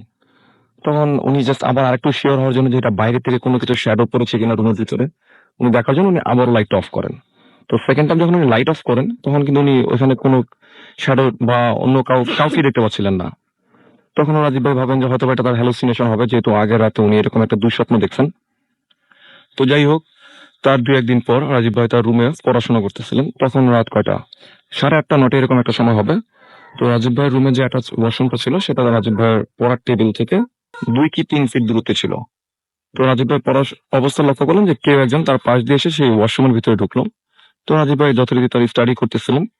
তো উনি একটা সময় লক্ষ্য করলেন যে ওয়াশরুমের ভিতরে মানে কেউ ট্যাপটা ছেড়ে রাখছে। তো প্রথম উনি ভাবেন যে হয়তো বা কোনো কিছু কাপড় চোপড় ধুচ্ছে হতে পারে সেটার ভিতরে।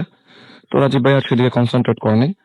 তো প্রায় অনেকটা সময় পার হয়ে যায়, প্রায় 20-25 মিনিটের মতো হয়ে যায়, কিন্তু দিব্যি ট্যাপটা ওপেন করা এবং সেই ট্যাপ দিয়ে পানি পড়তেছে এবং বালতি উপচে সে পানি নিচে পড়তেছে।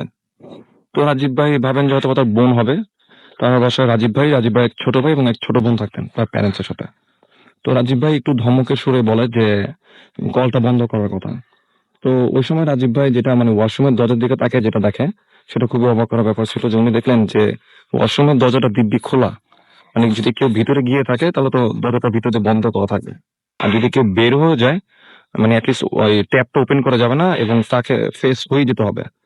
তো রাজীব ভাই তখন ওয়াশরুমে গিয়ে দেখে যে ট্যাপ দিয়ে পানি পড়তেছে। তো উনি ট্যাপটা ক্লোজ করে দেয়, বন্ধ করে দেওয়ার পর ওনার আম্মাকে গিয়ে বলে যে ওনার ওয়াশরুমে কে গেছেন। তখন ওনার আম্মা বলে যে না, ওনার রুমে কেউই যায়নি।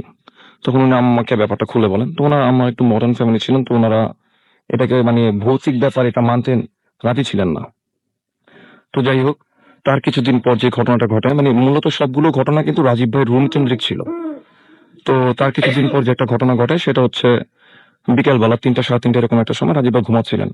তো উনার একটা সময় ঘুম ভেঙে যায় এবং উনি দেখলেন যে ওনারা কারেন্ট চলে গেছে এবং ফ্যান অফ। তো গরম লাগতেছিল, তো উনি দেয়ালের পাশে মানে ফিরে ঘুমাচ্ছিলেন, কিন্তু ঘুম ভেঙে যাওয়ার পর যে অবস্থা। তো উনি তখন ফিল করতেছেন যে ওনার আম্মু ওনাকে বাতাস করতেছেন, যেটা ওনার আম্মু প্রায় করে থাকেন কারেন্ট চলে গেলে। তো রাজীব ভাই আর মুখ ফিরে না দেখে রাজীব ভাই বলে যে ওনার আম্মুকে বলে যে বাতাস করা লাগবে না। তখন ওনার আম্মু যেটা বলে ওনাকে যে তুই ঘুমা, আমি বাতাস করতেছি। তো রাজীব ভাই ঘুমিয়ে পড়ে অ্যাজ ইউজুয়াল। তো রাজীব ভাইয়ের ঘুম ভাঙে প্রায় তখন মাগরিবের আজান দিচ্ছে এরকম একটা সময়। তো রাজীব ভাই ঘুম ভাঙার পর রাজীব ভাই ওয়াশরুমে গিয়ে ফ্রেশ হওয়ার পর উনি যখন ওনার রুম থেকে বের হবেন তখন উনি লক্ষ্য করলেন যেটা যে ওনার রুমের দরজা ভিতর দিয়ে লাগানো ছিল। তো উনি তখন চিন্তা করতে লাগলেন যে উনি মানে বিকালবেলা স্পষ্ট ফিল করছেন যে ওনার আম্মু নাকি বাতাস করতেছে এবং ওনার সাথে কথা হয়েছে। তো রাজীব ভাই দরজা খুলে বের হন। তো বের হয়ে প্রথমে ওনার আম্মাকে জিজ্ঞেস করেন যে এরকম বিকেলবেলা কি কারেন্ট গেছিল কিনা। তো ওনার আম্মু যেটা বলে ওনার আম্মু সবকিছু বলে যে কারেন্ট চলে যাওয়ার পর রাজীব ভাইকে অনেক নক করা হয়, বাট উনি ঘুমিয়েছিলেন তাই উনি আর ওনার রুমে ঢুকতে পারেনি বাতাস করার জন্য। তো তখন আর রাজীব ভাই তার আম্মুকে ব্যাপারটা বলে না, যেহেতু তার প্যারেন্টস ব্যাপারগুলোকে বিশ্বাস করতেছিল না।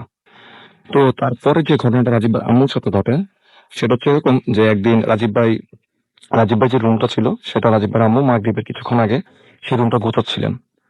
তো গোছানো একটা পর্যায়ে রাজীব ভাই আম্মু যেটা লক্ষ্য করেন যে মনে হচ্ছে বারান্দা থেকে কেউ মানে একটা গোঙ্গানির শব্দ আসতেছে। তো আর সাথে হচ্ছে যে যদি মানে খুব মানে গুরুতর ব্যথা বা আহত কোনো মানুষের যেরকম একটা আর্তনাদ হবে ঠিক ওরকম একটা শব্দ মানে দুইটা একই সাথে ভেসে আসতেছে বারান্দা থেকে। তো প্রথম দিকে ওনার আম্মু দিকটা কনসেন্ট্রেট করেন, উনি রুম ঝাড়তেছিলেন। তো তারপর উনি লক্ষ্য করলেন যে শব্দটা মানে আস্তে আস্তে বাড়তেছে, দুইটা শব্দ একসাথে আসতেছে, উইয়ার্ড দুইটা শব্দ। তখন রাজীব ভাই আম্মু একটু ভয় পেয়ে জাস্ট মানে শিওর হওয়ার জন্য উনি বারান্দা যান। তো উনি বারান্দা যাওয়ার সঙ্গে সঙ্গে ওনার কাছে মনে হলো যে কেউ একজন ছিল যে তার আসা দেখেই মানে তার উপস্থিতি দেখেই মানে শব্দগুলো বন্ধ করে দিচ্ছে। তখন রাজীব ভাই আম্মু একটু বিশ্বাস করা শুরু করলেন। তখন রাজীব ভাই বাবার সাথে ব্যাপারটা শেয়ার করা হয় যে রাজীব ভাই রুমের এই প্রবলেম গুলো নিয়ে। তো ঠিক ওনারা চিন্তা করলেন যে এলাকার কোনো হুজুরকে দিয়ে একটা মিলাদ অথবা অন্য কিছু একটা করবে রুমের মধ্যে। তো তার পরের দিনকার যে ঘটনাটা সেটা রাজীব ভাই ছোট ভাইয়ের সাথে ঘটে। এটা খুবই একটা আজব ঘটনা ছিল। রাজীব ভাই যেটা আমাকে বলেন যে সেদিন রাজীব ভাই বাসা ছিলেন না। তো ওই সময় রাজীব ভাই যে ছোট ভাই ছিল সে ক্লাস 5-6 পড়ে। তো সে রাজীব ভাই রুমে যায় তার বই আনার জন্য। তো সে তাদের বাসায় রাজীব ভাই ছোট ভাই এবং বোন এবং তার প্যারেন্টস, আর কেউ থাকে না, কোনো কাজের মেয়েও ছিল না। তো সে রুমে গিয়ে দেখে যে বারান্দার মধ্যে কেউ একজন বসে আছে এবং পিছন দিক থেকে তাকে দেখা যাচ্ছে তো জামা। তো রাজীব ভাই স্বপ্নের মধ্যে যেরকম মানুষটাকে দেখছিলেন ঠিক ওই রকমই তার ভাইয়ের মুখ থেকে পরে তারা যেটা শুনে, এবং তাকে দেখে মনে হচ্ছে যে সে কিছু একটা করতেছে, ফ্লোরে কিছু একটা লিখতেছে। তো রাজীব ভাই ছোট ভাই যখন জিজ্ঞেস করে যে কে আপনি, তখন মানে এটা জিজ্ঞেস করার পর তার আর কোনো কিছু মনে নেই, সে সেন্সলেস হয়ে যায়। তো তাকে রাজীব ভাই রুম থেকে সেন্সলেস অবস্থা উদ্ধার করার পর যখন তার সেন্স ফেরে তখন সে বলে যে সে একজন মানুষের চেহারা দিতে পায়, একজন মেয়ে মানুষের, যাকে দেখে মনে হচ্ছে যে গায়ে কোনো রক্ত নেই এবং রক্ত শূন্য একটা চেহারার মতো, এবং যাকে সে এর আগে কোনোদিনও এই বাসায় দেখে নাই। তো এই ঘটনাটা তারা এলাকার এক হুজুরকে বলেন। এই ঘটনাগুলো এলাকার সবাই জানেন। তো এলাকার একজন হুজুর এসে তাদেরকে বলেন যেটা যে আপনারা যত তাড়াতাড়ি সম্ভব বাসাটা চেঞ্জ করেন, আর চেঞ্জ করার আগ পর্যন্ত মানে যতটুকু সম্ভব আমরা এই রুমটাকে ব্যবহার করা থেকে বিরত থাকার সাজেশন দিয়ে যাই ওই হুজুর। তো এর মাঝখানে অনেকদিন ওনাদের চলে যায়, কোনো প্রবলেম ফেস হয় না, কিছু আমল দিয়ে যায় ওনাদের। তো এর মাঝখানে যেটা ঘটে যে রাজীব ভাইয়ের এক আঙ্কেল ছিলেন চিটাগং, ওনার অসুস্থতার কারণে ওনার আম্মু আর ওনার ছোট ভাই ছোট বোন ওনার সবাই চিটাগং চলে যায়। তো বাসায় রাজীব ভাই আর রাজীব ভাইয়ের বাবা ছিলেন। তো একটা সময় রাজীব ভাই বাসায় পড়াশোনা করতেছিলেন, তখন রাজীব ভাইয়ের বাবা রাজীব ভাইকে যেটা বলেন যে তাহাজ্জুদের নামাজের সময় যাতে ওনাকে ডেকে দেয়। তো রাজীব ভাই পড়াশোনা করা একটা অবস্থা, উনি তার বাবাকে ডেকে দেন তাহাজ্জুদের নামাজের জন্য। তো রাজীব ভাই তার বাবাকে ডেকে দিয়ে এসে উনি রুমে শুয়ে পড়েন। তো শুয়ে পড়ার পর রাজীব ভাইয়ের মানে পাটা মানে হাতটা ছিল, রুমের বেডটা ছিল পশ্চিম দিকে, তো উনি শুলে ওনার পাটা থাকতো সবসময় বারান্দার দিকে। তো উনি বারান্দার দিকে লক্ষ্য করে দেখলেন যে কেউ একজন সেখানে দাঁড়িয়ে আছে। এটা কিন্তু রাজীব ভাই স্পষ্ট দেখতেছেন। এবং উনি মানে মানে দেখতেছিলেন, উনি সাউন্ড টাউন্ড কিছু করতেছিলেন, যেহেতু মোটামুটি ওনারা ইউজ টু হয়ে গেছিলেন ব্যাপারটার সাথে। তো রাজীব ভাই ওটা দেখার পর জাস্ট কাঁথা মুড়ি দিয়ে শুয়ে পড়েন। এবং উনি মানে জাস্ট বোঝানোর চেষ্টা করছেন যে আসলে এটা কিছুই না, তার ভুল বা তার কোনো হ্যালুসিনেশন। বাট রাজীব ভাইয়ের সম্পূর্ণ মানে কনসেন্ট্রেশনটা ওই দিকে ছিল যে বারান্দা ওইটা কে। তো একটা সময় রাজীব ভাই যেটা লক্ষ্য করলেন যে রেগে গিয়ে যদি কেউ ফ্লোরের এক পাশ থেকে যদি আরেক পাশে হেঁটে যায়, যেরকম শব্দ করে, ঠিক ওইরকম শব্দ করে মনে হচ্ছে কেউ একজন হেঁটে তার নিকট আসতেছে। তো একটা সময় রাজীব ভাই যেটা ফিল করলেন যে মনে হচ্ছে যে কেউ একজন তার উপরে বসে, যেটা আসলে উনি স্বপ্নতে দেখছিলেন, যে মনে হচ্ছে এটা এবার রিয়েলিটি তার সাথে ঘটতেছে, যে কেউ একজন তার উপরে বসে তার গলা চেপে ধরে আছে। এবং যেটা তিনি স্বপ্নতে দেখেছিলেন। উনি খুব মানে সাউন্ড করার চেষ্টা করতেছে, বাট ওনার মনে হচ্ছে যে উনি সাউন্ড ঠিকই করতেছেন, বাট ওনার মুখ দিয়ে কোনো সাউন্ড বেরোচ্ছে না। তো এরকম একটা সময় ওনার ধস্তাধস্তি শব্দ শুনে রাজীব ভাইয়ের বাবা যিনি ছিলেন পাশের রুমে নামাজ পড়তেছিলেন, তো উনি সঙ্গে সঙ্গে এই রুমে চলে আসেন। তো রাজীব ভাইয়ের বাবা রুমে ঢোকার পর উনি যেটা দেখেন, আঙ্কেল স্পষ্ট যেটা দেখেন যে ওনার রুম থেকে কেউ একজন বের হয়ে বারান্দার দিকে চলে গেল। এটা রাজীব ভাইয়ের বাবা নিজে দেখেন। এবং রাজীব ভাই যেটা বলেন যে মানে উনি স্বপ্নে যেরকম জিনিসটা ফেস করছিলেন বা তার সাথে রিয়েলিটি ওই জিনিসটা ঘটে। তো এই ঘটনাগুলো ঘটার পর রাজীব ভাই যে আম্মু ছিল, তো উনি সেই বাসার 3 তলার একজন ভাড়াটিয়া ছিল। তারা মূলত এই বাসার সবচেয়ে পুরাতন ভাড়াটিয়া। তো তাদের সাথে ব্যাপারটা শেয়ার করে। তো ওই ভদ্র মহিলা একটা ঘটনা বলে যে আপনারা তো এটা এখন দেখলেন, আমি তো এটা অনেক আগে থেকে দেখতেছি। ওই ভদ্র মহিলা বলে যে যখন ওনার বিয়ে হওয়ার পর উনি এই বাসায় আসেন, তো ঠিক তার কিছুদিন পর উনি একদিন মানে 3 তলা যে টয়লেটটা ছিল সেটা কমন টয়লেট ছিল। তো উনি টয়লেটে যাওয়ার জন্য রুম থেকে বের হন। তখন ঠিক রাত 2টা 2:30 এরকম একটা সময়। তো উনি দেখতেছেন যে টয়লেটের দরজা খোলার পর যে মনে হলো যে কেউ একজন ভিতরে ওয়েট করতেছিল তার দরজা খোলার জন্য। যে উনি দরজা খুললেই সে ভিতর থেকে বের হবে। তো ওই উপরের ফ্ল্যাটের ভদ্র মহিলাটা বাথরুমের দরজাটা খোলার সঙ্গে সঙ্গেই মনে হলো যে কেউ একজন বের হয়ে গেল, যে তার জন্য ওয়েট করতেছিল যে সে দরজা খুলবে এরকম। তো বের হওয়ার পর সে সোজাসুজি মানে সিঁড়ি দিয়ে নিচে নেমে গেল। তো ওই ভদ্রমহিলা জাস্ট একটু শিওর হওয়ার জন্য যে এটা কি 2 তলার কেউ কিনা, উনি জাস্ট দেখার জন্য উনিও সিঁড়ির ঘর পর্যন্ত আসে। তখন উনি যেটা লক্ষ্য করলেন যে ওই মহিলাটা টয়লেট থেকে বের হয়ে 2 তলায় না গিয়ে উনি সরাসরি 1 তলায় চলে গেলেন। আর রাসেল ভাই 1 তলাতে বাড়িওয়ালার একটি স্টোর রুম ছিল। প্রথম দিকে ওনার এই বাসাটা থাকতেন, তাই ওনার কিছু মালপত্র ছিল 1 তলায়। এছাড়া 1 তলায় কোনো ভাড়াটিয়াই ছিল না। তো এই মহিলা বলে যে আমরা এটা প্রায় ফেস করি। তো পরবর্তীতে ওনারা যেটা জানে, বাড়িওয়ালার সাথে কথা বলে যে উনি এই বাসাটা একটা হিন্দু ফ্যামিলির থেকে কিনে নেন এবং সেটা প্রায় যুদ্ধেরও কিছু আগের করা বাসাটা। তো উনি যেটা বলেন যে একটা হিন্দু ফ্যামিলি ছিল, সেই ফ্যামিলির এক মেয়েকে আপনার লিবারেশন ওয়ারের সময় খুব পাশবিক নির্যাতন করে তাকে মেরে ফেলা হয় ওই রুমটাতে, যে রুমটাতে রাজীব ভাই থাকছেন, উনি নিজে থাকতেছেন। আর এর মাঝখানে একটা ঘটনা ঘটে যে রাজীব ভাইয়ের একজন কাজিন আসে তাদের বাসায়। তো বাসায় এসে থেকে যাওয়ার পর উনি তাদেরকে মানে ফোনে বলে যে যাতে ওনারা বাসাটা চেঞ্জ করে ফেলে। এবং রাসেল ভাই এই ঘটনাগুলো কিন্তু ওই এলাকার প্রায় সবাই জানে। ওকে, অনেক ধন্যবাদ আপনাকে আপনার ঘটনার জন্য। আমরা চলে যাচ্ছি আরো একটা ঘটনায়, যে ঘটনাটি অবশ্যই আমাদের ইমেল এবং তার আগে কিছু SMS এবং কিছু আমরা ফেসবুকে কিছু আপনাদের পাঠানো কমেন্ট করতে চাই। আমি দেখতে পাচ্ছি আমাদের এখানে লিখেছেন যে মারুফ আহমেদ রিয়াদ, মারুফ আহমেদ রিয়াদ আমাদের এখানে লিখেছেন শামীম ব্যাপারী, এবং এটা হচ্ছে আমার পেজটাতে লিখেছেন যে তিনি UAE থেকে শুনছেন, আমাদেরকে এম AMD জাহিদ সামি লিখেছেন, রাসেল ভাই এটা কি রিয়েল পেজ? হ্যাঁ, অবশ্যই আপনার SMS পড়ছি যেহেতু আপনার কমেন্ট পড়ছি যেহেতু, এটা অবশ্যই রিয়েল পেজ। এবং যে দুটো রিয়েল পেজ থেকে কমেন্ট পড়া হয় সে দুটো রিয়েল পেজ ছাড়া বাকি সবগুলো পেজ থেকে বের হয়ে এসে আপনারা এখানে জয়েন করবেন, সেটাই আমরা আশা করব। আমাদেরকে কষ্টে নির্ভর লিখেছেন যে ভাইয়া কিভাবে বুঝবো এটা রিয়েল ভূত FM? আমি তো বললামই, আপনার কমেন্ট পড়া হচ্ছে মানেই এটা রিয়েল। আমাদেরকে এছাড়াও দেখতে পাচ্ছি যে আমাদেরকে লিখেছেন অঙ্কুর এখানে যে আজকে প্রথম তিনি লাইভ শুনছেন এবং লাইভ শুনে তার কাছে খুব ভালো লাগছে। আমাদেরকে আদিল আহসান লিখেছেন যে গ্রামের বিলের মধ্যে মাছ ধরার ঘটনা তার কাছে অনেক বেশি ভালো লাগে। আমরা যে ঘটনাগুলো পড়েছিলাম তার মধ্যে এখনো পর্যন্ত বোধহয় আসলে মানে গ্রামের ঘটনা আপনারা মানে আমি মানে শুনিনি, তবে মফস্বলের ঘটনা কিন্তু হয়েছে এবং আশা করছি গ্রামের একটা ঘটনা পাবো। যে দেখা যাক আজকে কোন কোন ঘটনা থাকে। এবং আমাদেরকে এখানে আরো অনেকেই কমেন্ট করেছেন। সুরাইয়া আখতার আমাদের কমেন্ট করেছেন, ভালো লাগছে তাই লিখেছেন। আর এছাড়াও দেখতে পাচ্ছি যে আরো অনেকেই লিখেছেন যে সুমন মিঠু লিখেছেন ভূত FM শুনছেন তিনি মিটফোর্ড ঢাকা থেকে। রেডি ফুর্তির পেজ থেকে পড়ছি আমি। আকাশ প্রসাদ সাহা লিখেছেন আই লাভ ইট। আমাদেরকে এছাড়াও লিখেছেন তানভীর ফাহিন এখানে কমেন্ট করেছেন প্রান্ত সাহা কমেন্ট করেছেন আমাদের এখানে লিঙ্কিন আসাদ। এছাড়া আমাদের এখানে আরো অনেকেই কমেন্ট করেছেন। আপনি যদি আমাদের এখানে জয়েন করতে চান চলে যান www.facebook.com/radio.ফুর্তি অথবা www.facebook.com/bhutafm.raffle। লাইক দিয়ে কমেন্ট করুন, জানিয়ে দিন আপনাদের কোন ধরনের ঘটনা বেশি ভালো লাগে, কোন ধরনের ঘটনা হলে আপনারা আরো অনেক বেশি উপভোগ করবেন এবং কোন ধরনের ঘটনাগুলো আপনাদের ভালো লাগে না সেটা অবশ্যই জানাবেন আমাদেরকে। এবং আমি এখন ঘটনায় যাচ্ছি, তার আগে জানিয়ে দিই যদি আমাদের ইমেল করতে চান আমাদের ইমেল অ্যাড্রেসটা bhutafm@radiofurti.fm, which is bhutfm@radiofoit.fm। আপনার নাম, ঠিকানা এবং ফোন নাম্বার সহ আপনার জীবনে ঘটে যাওয়া সেরা ঘটনাগুলো পাঠিয়ে দিন আমাদের কাছে, আপনার জানা ঘটনাগুলো পাঠিয়ে দিন আমাদের কাছে। ঠিক সেরকমই একটা ঘটনা যেটা আমাদের একজন লিসনার পাঠিয়েছেন, তার ঘটনা পড়ছি। আসসালামু আলাইকুম রাসেল ভাই, আমি রবিন টাঙ্গাইলের ভুয়াপুর থেকে লিখছি। এবং তারপর তিনি মোবাইল নাম্বারটি দিয়েছেন, সেটা আমি পড়ছি না। এবং তারপর তিনি লিখেছেন আমি ভূত FM রেগুলার শুনি, এই ঘটনাটা পড়ে শোনালে খুশি হব।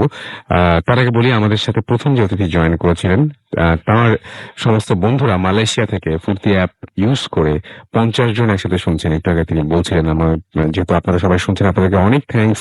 দেশের বাইরে আছেন আপনারা এবং সবসময় দেশকে অনেক মিস করেন জানি, এবং দেশকে মিস করেন এবং ভূত FM মিস করবেন না, একেবারে মিস করবেন না, কারণ ভূত FM রেগুলার আপনাকে শুনতে হবে।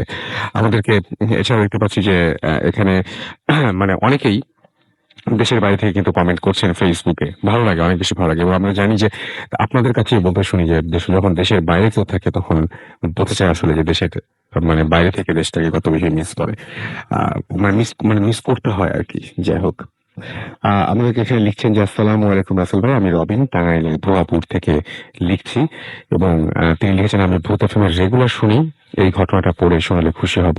আমি আগেই বলছি এটা আমার নিজের কোনো ঘটনা না, আমাদের বাড়ি গ্রামের সাইডে এবং ঘটনাটা আমার সম্পর্কে কাকা হন তার সাথে ঘটে যাওয়া একটা ঘটনা। এই ঘটনা 2013 সালের। এই ঘটনার কারণে তিনি মানে জেলে পেশায় ছিলেন এবং সেটা ছেড়ে হাট বাজারে সবজি বিক্রি করেন। এখন তিনি পেশায় তখন জেলে। সো তার কাজ হলো মাছ ধরা এবং বর্ষাকালে তিনি ব্যস্ত থাকেন মাছ ধরা নিয়ে। এ কারণে সে বর্ষার সময় বেশিরভাগ সময় রাতে মাছ ধরতে বিলে থাকতে হয় এবং বিলে যেতে তার নৌকা আর মাছ ধরার জিনিসপত্র নিয়ে যেতে হয়। সারা রাত মাছ ধরে সকালে মাছ বিক্রি করতে হাট বাজারে যেতেন তিনি। এবং ঘটনা ফার্স্ট দিন প্রতিদিনের মতো সেই দিন রাতেও তিনি মাছ ধরতে বিলে যান এবং বিলে জাল ফেলে তিনি রাখেন এবং আনুমানিক রাত 11টা থেকে 12টার সময় তার ঘুম আসে। একটু সময়ের জন্য তিনি ঘুমিয়ে যান এবং 2-3 ঘুমের পরে তিনি উঠে জাল তুলে মাছ ধরতেন। যখন তিনি ঘুমান তখন স্বপ্ন দেখেন যে 15 থেকে 20টা প্রায় প্রাণী তাকে ধাওয়া করছে এবং প্রাণীগুলো দেখতে অনেকটা হাফ মানুষের মতো এবং হাফ শিয়ালের মতো, মাথাটা শিয়ালের মতো অনেকটা তাদের। ফার্স্ট রাতে এতটুকু দেখে এতটুকুই দেখেন তিনি, তো সেই এতে কিছু মনে হয়নি তার। সেকেন্ড রাতের ঘটনা যেটা, সেটা হচ্ছে জাল ফেলে যখন তিনি ঘুমান তখন দেখতে পান যে ওই প্রাণীগুলো চারিদিকে তাকে ঘিরে রেখেছে এবং শেয়ালের মতো করে যারা দেখে শেয়ালের মতো, এবং তাকে শেয়ালের মতো করে তাকে মানে তারা ডাকছে মাঝে মাঝে। তখন সে রাতে তিনি ভয় পান এবং ঘুম থেকে উঠে পড়েন। পরের দিনের ঘটনা এবং প্রতিদিনের মতো তিনি সেই একইভাবে ঘুমিয়েছেন এবং রাতে তিনি আবার দেখেন যে আগের চাইতে আরো 15-20টা প্রাণী তার চারিদিকে ঘিরে মানে তার শরীরে কামড় দিচ্ছে। এটা দেখে তিনি ভয় পেয়ে উঠে পড়েন এবং উঠে যা দেখেন তা দেখার জন্য তিনি একেবারেই প্রস্তুত ছিলেন না। তিনি দেখেন যে প্রাণীগুলো নৌকার উপর থেকে কামড় দিচ্ছে তাকে, এবং নৌকার উপরে, এবং সে তাকে কামড় দিচ্ছে অনবরত। তখন তিনি চিৎকার করতে থাকেন এবং তার চিৎকারে আশেপাশের লোকজন যারা মাছ ধরছিল তারা এগিয়ে আসেন এবং এগিয়ে এসে দেখেন যে সে অজ্ঞান হয়ে নৌকায় পড়ে আছে, অ্যান্ড সারা শরীরে কামড়ের দাগ এবং ওখান থেকে রক্ত বের হচ্ছিল সেই মুহূর্তে। তখন থেকে তাকে সঙ্গে সঙ্গে বাসায় নিয়ে যাওয়া হয় এবং গ্রামের ডাক্তার তাকে দেখেন এবং ট্রিটমেন্ট করানোর পরে তাকে পরে কবিরাজও দেখানো হয় এবং একটা সময় তিনি সুস্থ হন, কিন্তু সুস্থ হওয়ার পরে তিনি আর কোনোদিন মাছ ধরার পেশায় ফিরে যাননি। খুব অদ্ভুত ব্যাপার যে স্বপ্নটা তিনি কয়েক রাত ধরে দেখছিলেন, সেই স্বপ্নের হুবহু ঘটনা ঘটলো। যদি ঘটনাটা পুরোপুরি মাথার মধ্যে ঘটতো তাহলে আশেপাশে যে সমস্ত জেলেরা ছিলেন তারা এসে ওই কামড়ের দাগগুলো দেখতে পেতেন না। সুতরাং এরকম একটা ভয়ঙ্কর ঘটনা হয়তো আসলেও তার সাথে ঘটেছিল। এই ছিল ঘটনা এবং আশা করছি আপনাদের সবার ভালো লেগেছে। আমরা আবারও একটা বিরতিতে যাবো এবং বিরতির পরে আবারও ফিরে আসবো। সেই পর্যন্ত আশা করছি আমাদের সঙ্গে থাকবেন। স্টে টিউন টু রেডিও ফুর্তি অ্যান্ড ডোন্ট স্টপ দ্য ফুর্তি। ফিরে আসছি একটা বিরতির পরে।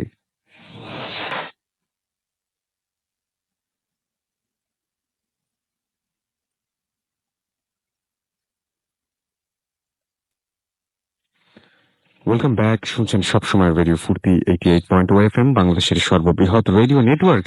আর ঘড়িতে সময় রাত 1:27 আমি রাস্তায় আছি, সাথে আমার সাথে রয়েছে মাসুম এবং আজকের অতিথিরা। এবং আশা করছি যে আপনাদের আজকের যে এপিসোডটি, সেই এপিসোডটি যথেষ্ট উপভোগ করছেন আপনারা, কারণ আপনাদের ফেসবুক, আপনাদের SMS তাই বলছে। এবং আমি দেখতে পাচ্ছি যে অনেকেই অনেক কিছু লিখছেন, সেই বিষয়ে একটু পরেই আসি। আপাতত কিছু SMS আছে, কিছু SMS না পড়লে আসলে কেমন হয়, কিছু SMS পড়ে ফেলে আমি। এবং অনেকেই আমাদের সাথে এখন SMS করছেন। এই মুহূর্তে সাখাওয়াত আমাদের SMS করছেন আমাদেরকে দেখতে পাচ্ছি। ইফতিসাফ ফাহিম তিনি SMS করছেন চিটাগং থেকে এবং তিনি এক একে শুনছেন প্রত্যেকজন। তামিম কিশোরগঞ্জ থেকে আমাদের SMS করছেন আমাদেরকে দেখতে পাচ্ছি। রোমান ইসলাম ঢাকা থেকে, এছাড়াও আমাদেরকে মিম এবং মেহেদি SMS করছেন এবং আমাদেরকে এছাড়াও SMS করছেন দেখতে পাচ্ছি জ্যাকলিন যশোর থেকে। আমাদেরকে রহিম মিরপুর 1 থেকে SMS করছেন আমাদেরকে ইয়াসিন এবং আমাদেরকে SMS এবং তিনি আমি সাইমা মাহাদি, শম্পা আন্টি, কাকন আন্টি, আম্মু এবং নানু, আমরা সবাই লাইট বন্ধ করে ভূত FM শুনছি। সাদমান সাকিব আবারও SMS করেছেন আমাদেরকে ডিজে রাজ, এছাড়াও ইরফান আমাদের SMS করেছেন রাজশাহী থেকে এবং আমাদেরকে SMS করেছেন দেখতে পাচ্ছি বিথি, এবং আমাদেরকে SMS করেছেন আলিফ উত্তরা থেকে। রিমি আমাদের SMS করেছেন আমাদেরকে দিবেশ, এবং আমাদের SMS করেছেন দেখতে পাচ্ছি পাপড়ি এবং ফুয়াদ ভূতের গলি থেকে, এবং আমাদেরকে SMS করেছেন দেখতে পাচ্ছি এছাড়াও ঝর্ণা, এবং আমাদেরকে টুকটুকি SMS করেছেন আমাদেরকে আরো অনেকেই। আপনি যদি SMS করতে চান, মোবাইলের মেসেজ অপশনে গিয়ে টাইপ করুন ফুর্তি, FORTI ফুর্তি, স্পেস দিয়ে আপনার নাম, স্পেস দিয়ে আপনার মেসেজ পাঠিয়ে দিন 9840 নাম্বারে। আমাদের ইমেইল করতে চাইলে আমাদের ইমেল অ্যাড্রেস হচ্ছে bhutfm@radiofurti.fm, which is BHWTFM@radioforti.fm। আপনার নাম, ঠিকানা এবং ফোন নাম্বার সহ আপনার জীবনে ঘটে যাওয়া আপনার জানা সেরা ঘটনাটি পাঠিয়ে দিন আমাদের কাছে।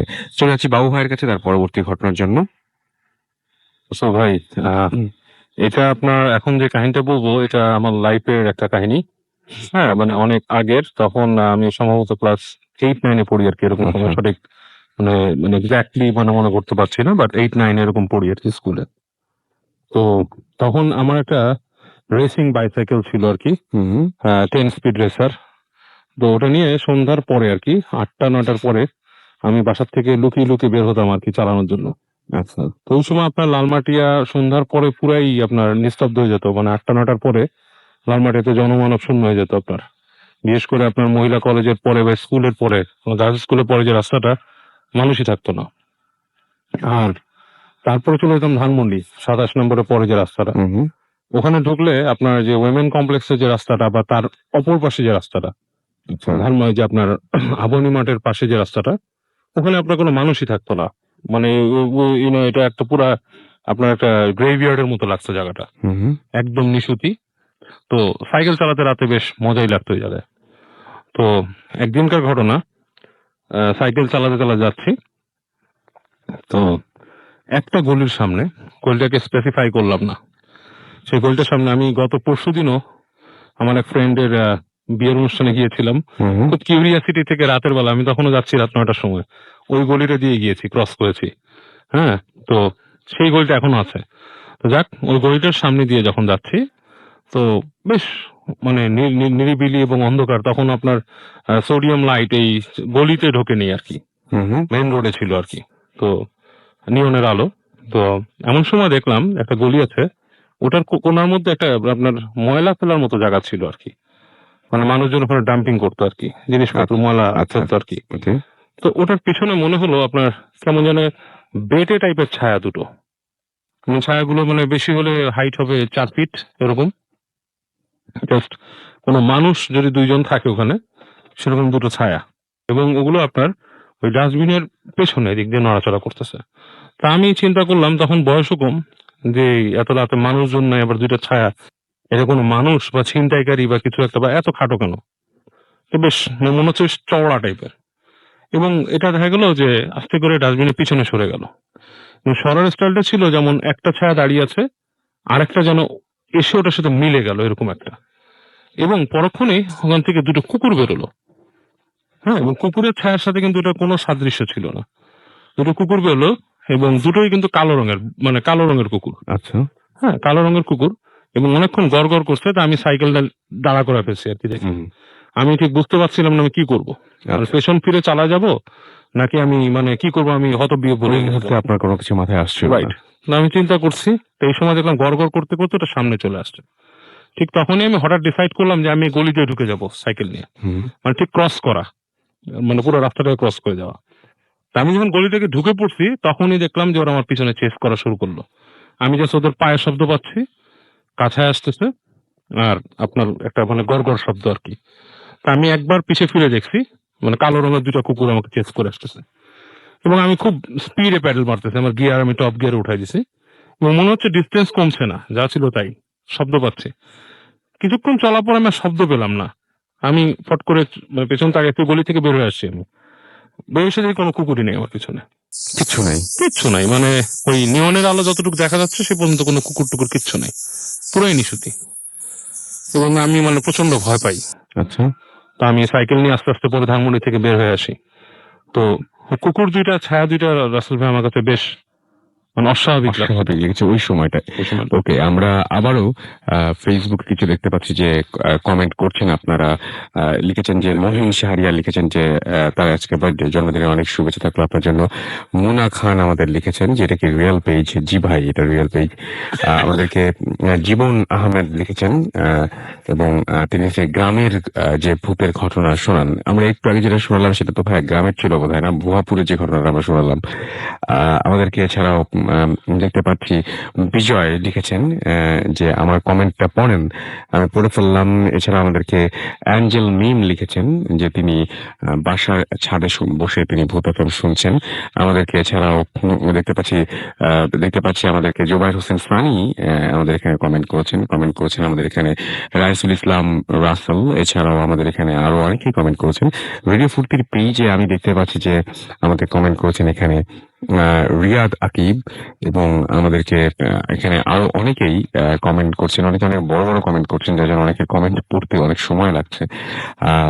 আমি এছাড়া দেখতে পাচ্ছি প্রান্ত সাহা আমাদের কমেন্ট করেছেন, এবং এমডি রকিবুল ইসলাম আমাদের এখানে কমেন্ট করেছেন। আরো অনেকেই, আপনি যদি চান এখানে কমেন্ট করবেন তাহলে চলে যান আমাদের পেজে, এবং আমাদের পেজের অ্যাড্রেস হচ্ছে www.facebook.com/radio.ফুর্তি, www.facebook.com/ভূতফিল্ম.রাসেল। আরমান সাব্বির আমাদের লিখেছেন চরম, বাবলু এসকে আমাদের লিখেছেন। এছাড়াও আমাদের এখানে কমেন্ট করেছেন দেখতে পাচ্ছি আরো অনেকেই। সো আপনি যদি চান তাহলে চলে আসতে পারেন এখানে। আমাদের আরো একবার বলি যে এসএমএসও কিন্তু আসছে। আমিনুল ইসলাম আমাদের এসএমএস করছেন। আরো আরো অনেকে এসএমএস করছেন। আমি সেই এসএমএস গুলো নিয়ে একটু পরে আসছি। আপাতত আমরা ছোট্ট একটা অডিও ক্লিপ শুনবো এবং অডিও ক্লিপের পরে আমরা যেটা করবো, একটা ছোট্ট অডিও ক্লিপের পর একটা ছোট্ট বিজ্ঞাপন বিরতির পরে আবারও ফিরে আসছি। সুতরাং কোথাও যাবেন না, আমাদের সাথে থাকুন। স্টে টিউন টু রেডিও ফুর্তি অ্যান্ড ডোন্ট স্টপ দ্য ফুর্তি।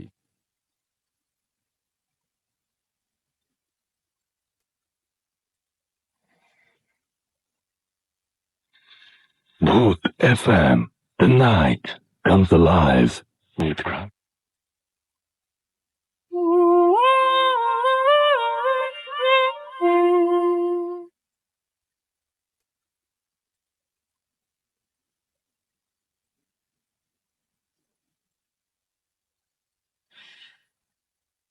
আফসার ভাই, সালাম আলাইকুম। আমি কুষ্টিয়া কোটপাড়া থেকে সুলতান বলছি। আমি বিজনেস অ্যাডমিনিস্ট্রেশনে মাস্টার্স করছি আইইউবি থেকে। আমি একটা ঘটনা শেয়ার করতে চাচ্ছি অনেকদিন থেকেই, কিন্তু করব করব করে করা হয়নি। আমার ঘটনাটা কুষ্টিয়াতে আমার কিছু বন্ধুর সাথে 2010 সালে কুরবানি ঈদের 3 দিন পরের ঘটনা এটা। আমার সব যে ফ্রেন্ড গুলো একসাথে আমরা থাকি সবাই আমরা আইইউবিতেই পড়ি। তো ঈদের মোট 3 দিন পরে কিছু ফ্রেন্ড যারা কুষ্টিয়াতে থাকে না, কুষ্টিয়ার বাইরে থাকে, ওরা কুষ্টিয়াতেই ভাড়া থাকে, একটা ছাত্রাবাসে থাকে। তো আমরা 5 বন্ধু ঈদের 3 দিন পরে সবাই একসাথে সেলিব্রেট করছিলাম। এটা কুরবানি ঈদের 3 দিন পরের ঘটনা, 2010 সালের। তো ছাত্রাবাসটা পিটিআই রোডে, কুষ্টিয়া পিটিআই রোড, এটা কুষ্টিয়া সবাই চেনে। এখানে অনেকগুলো বড় বড় ছাত্রাবাস আছে, বিশ্ববিদ্যালয়ের ছেলেরা এখানে থাকে। কিন্তু এই ছাত্রাবাসটা বেশ পুরাতন, চারপাশে অনেক গাছপালা আছে, বেশ অনেক সুন্দর পরিবেশ এখানে। তো এখানে আমার 3টে ফ্রেন্ড থাকে। একজনের বাড়ি ময়মনসিংহ, নাম বলতে চাচ্ছি না আমি এদের, কারণ আমার এই ফ্রেন্ড গুলোর মধ্যে একটা ফ্রেন্ড এই ঘটনার কিছুদিন পরে মারা গিয়েছে। এই জন্য আমি ঘটনাটা এতদিন শেয়ার করিনি। ওর বাবা মার সাথে কথা বললাম কিছুদিন আগে, আঙ্কেল আন্টি বললো ঠিক আছে তুমি ঘটনা শেয়ার করতে পারো ভূতে ফেলবে, তারপরে আমি শেয়ার করছি আপনার সাথে। কিন্তু নাম বলাটা তারা পছন্দ করে না, এই জন্য আমি নাম বলতে চাচ্ছি না আমার এই ফ্রেন্ডদের। তো তার মধ্যে একটা ফ্রেন্ড এই ঘটনার 6 মাস পরে মারা যায়। তো আমরা সবাই রাত্রেবেলা আড্ডা দিচ্ছিলাম ছাত্রাবাসে। ছাত্রাবাসে 3টে ফ্রেন্ড থাকে, তার মধ্যে একটা থাকে দোতলাতে পূর্ব পাশে, তার 3টা রুম পরে আর একটা ফ্রেন্ড রুম নিয়ে থাকে, আর একটা ফ্রেন্ড থেকে 4তলাতে। তো আমরা সবাই দোতলার পূর্ব পাশে রুমটাতে বসে আড্ডা দিচ্ছিলাম। রাত্রেবেলা অনেক রাত পর্যন্ত আমরা আড্ডা দিচ্ছি, কার্ড টার্ড খেলছি। তো রাত যখন 1টা মতো বাজে, তখন আমাদের সবার মোটামুটি ক্ষুধা লেগে যায় রাত্রেবেলা। তো যে ফ্রেন্ডটা রুমে আমরা বসে আছি, সেই ফ্রেন্ডটার রুমে খাওয়া দাওয়ার কিছু নেই, কোনো শুকনা বিস্কুট টিস্কুট বা মুড়ি টুড়ি কিছুই নেই। তো পাশের 3 রুম পাশে যে ফ্রেন্ডটার রুম, তো সেই ফ্রেন্ডটা বলছে আমার রুমে তো খাবার দাবার কিছু আছে, আমি নিয়ে আসি, তোরা বস, বিস্কুট টিস্কুট আছে। তো খাবার আনতে যাই, আমরা সবাই রুমে বসে আড্ডাটা দিচ্ছি, গল্প গুজব করছি, কার্ড খেলছিলাম আমরা। তো ও যাওয়ার বেশ কিছুক্ষণ হয়ে যায়, আমরা কিন্তু বিষয়টা খেয়াল করি নাই। হঠাৎ করে 20 মিনিট মতো যখন হয়ে গেছে, তখন আমাদের মধ্যে একটা ফ্রেন্ড বলে ওঠে কি ব্যাপার, ও কি বিস্কুট বানায় নিয়ে আসছে নাকি, এত সময় লাগে? আমরা বললাম চল তো দেখি। তারপর আমরা সবাই বের হয়েছি রুমে থেকে ওকে দেখার জন্য যে ও কোথায় গেল, গায়েব হয়ে গেল হঠাৎ করে। তো আমরা যখন ওর রুমের কাছে আসি, পুরো ছাত্রাবাসে তখন কেউ নাই, এই যেহেতু 3 দিন পরে কেউই ফিরে নাই। তো আমরা লাইট টর্চ টর্চ তো নিয়ে বেরোই না, এমনিতে ছাত্রাবাসটা অন্ধকারই, খালি আমাদের যে রুমে বসে আছি এই রুমে আলো জ্বলছিল। আর ওই ফ্রেন্ডটা যে রুমে গেল, ওর রুমে তো আলো জ্বলার কথা, কিন্তু ওর রুমে আলো জ্বলছে না। তো আমরা মোবাইলের ফ্ল্যাশ লাইট জ্বালালাম, জ্বালায় রুমের সামনে যে ওকে ডাকাডাকি করছি, দরজাটা ভিড়ানো, কিন্তু কোনো রেসপন্স পাচ্ছি না। তো দরজাটা আমরা ধাক্কা দিয়ে দরজাটা খুলে যায়। খুলে যাওয়ার পরে আমরা তাকায় দেখি যে ও মাটি থেকে মোটামুটি 4 ফুট মতো উপরে ঝুলে আছে, হাত পা খুব জোরে জোরে, মানে কাঁপছে ওর হাত পা অনেক জোরে জোরে আর কি, ও অনেক কিছু কিছু থেকে ছাড়ানোর চেষ্টা করছে। আর ওর পিছনে দেখি একটা লোক, প্রায় 7, 7.5, 8 ফুট মতো লম্বা হবে, চাদর গায়ে দেয়া, কালো চাদর গায়ে দেয়া, সে ওকে গলা উঁচু করে ধরে আছে। আমরা তো দেখি প্রচন্ড রকমের ভয় পেয়ে যাই, সবার মধ্যে একটা কেমন করে উঠছিল।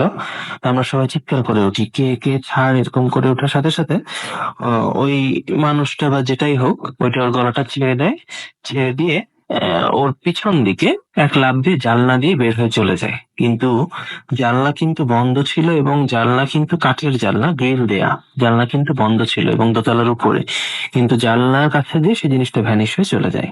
আর ও মাটিতে পড়ে যায়, আর মুখ থেকে ফেনা টানা বেরোচ্ছিল। আমরা তো প্রচন্ড ভয় পেয়ে যাই। আমরা সাথে সাথে ওকে ধরে হাসপাতালে নিয়ে আসি। পিটিআই রোডের ওই মেস থেকে হাসপাতাল, কুষ্টিয়া হাসপাতাল খুবই কাছে। আমরা সাথে সাথে ওকে ভ্যানে করে হাসপাতালে নিয়ে আসি। নিয়ে আসার পরে ও তো, ওর অবস্থা দেখে আমরা সবাই ভয় পাই, কারণ ওর শ্বাস চলছিল কিন্তু ওর কোনো জ্ঞান ছিল না। ওর বাড়ি ছিল ময়মনসিংহ। আমরা ওর বাড়িতে ফোন দেই সাথে সাথে, যে ওর আব্বা আম্মুকে জানাই, ইনফর্ম করি যে একটু ঝামেলা হয়েছে, আপনারা কুষ্টিয়াতে আসেন। তারা সেই রাত্রিবেলাতেই কুষ্টিয়া রওনা দেয়। কুষ্টিয়াতে এসে পৌঁছায় ভোরবেলা, ভোরে একটু পরে এসে পৌঁছায়। তো তারপরে তারা ধারণা করে যে আমরাই হয়তো কেউ কিছু করেছি তাকে। তো তারা আমাদের বিরুদ্ধে অ্যাকশন নেওয়ার মতো চিন্তা ভাবনা করে। তো আমরা বলি যে আঙ্কেল আন্টি আপনারা একটু ওয়েট করেন ওর জ্ঞান ফেরা পর্যন্ত। ডাক্তার বলছে যে জ্ঞান ফিরবে, 1-2 দিনের মধ্যে জ্ঞান ফিরবে। তো ওর তারপরে জ্ঞান ফেরে। জ্ঞান ফেরার পরে ও কথা বলতে পারে না, কিন্তু ওর জ্ঞান ফেরে। ও ইশারায় তো বোঝায় যে আমরা কিছু করি নাই, আমাদের বিরুদ্ধে কিছু করা দরকার নাই। তো ও জ্ঞান ফেরার পরে আমরা নিশ্চিন্ত হই, কিন্তু যেটা ঘটে এটা নিয়ে আমরা খুবই ভয় পাই। তো ওর কথা বলতে বলতে প্রায় 1 সপ্তাহ লেগে যায় স্বাভাবিকভাবে। প্রথমে কথা বলতে অগোছালো, আমরা সেই কথাগুলো বুঝতে পারতাম না। তারপরে ওর যখন কথা বলা ঠিক মতো কথা বলতে পারে, তখন ও আমাদেরকে বলে যে আমি রুমে যখন বিস্কুট আনতে ঢুকছিলাম তো লাইট জ্বালা দেখি লাইট জ্বলছে না। তারপরে যখন রুমের মধ্যে ঢুকে পড়ি তখন একটা মানুষ আমাকে এরকম প্রচন্ড জোরে গলা চেপে ধরে টেনে ধরে রেখেছিল। আমি কিছুই করতে পারছিলাম না, হাত পা ছুটছিলাম। তারপরে আর ওর কিছু মনে নাই। তারপরে তো যা আমরা সেটাই জানি। তো ঘটনাটা এখানেই শেষ না, এরপরে আর একটু ঘটনা আছে। বিষয়টা এরকম যে 6 মাস মতো পরে আমাদের যখন ফার্স্ট ইয়ার সেকেন্ড ইয়ার পরীক্ষা শেষ হয়, সেকেন্ড ইয়ার পরীক্ষা শেষ হওয়ার পরে সবাই যার যার মতো বাড়িতে যায় ওরা বেশ কিছুদিনের জন্য। তো ও বাড়িতে যায়। বাড়িতে যে একদিন বিকেল বেলা ও ট্রেনে কাটা পড়ে মারা যায়। এটা হচ্ছে একটা দুঃখজনক ঘটনা। যে ও কিন্তু, মানে অনেকেই বিষয়টাকে বলে সুইসাইড, কিন্তু আমরা যারা ওর খুব কাছের ফ্রেন্ড ছিলাম এটা জানি যে ওর সুইসাইড করার মতো কোনো কারণ ছিল না, বা কোনো কিছুই ছিল না। কিন্তু ওর পিছন দিয়ে ট্রেন আসছিল, মানুষজন ওকে সত্যি বলেছে, কিন্তু ও নাকি শুনতে পায়নি। ও এক মনে হেঁটে যাচ্ছিল, ট্রেনে ওকে চাপা দিয়ে সে মারা যায়। রাসেল ভাই, এই ছিল আমার ঘটনা। রাসেল ভাই, এটা আমাদের জীবনের একটা সত্য ঘটনা এবং একসাথে খুব দুঃখের একটা ঘটনা, এই জন্য আপনাদের সাথে শেয়ার করলাম। ধন্যবাদ। Fruity. বাবা বাবা, আমাদের ক্যাকটাস গাছে না ফুল ফুটেছে। তাই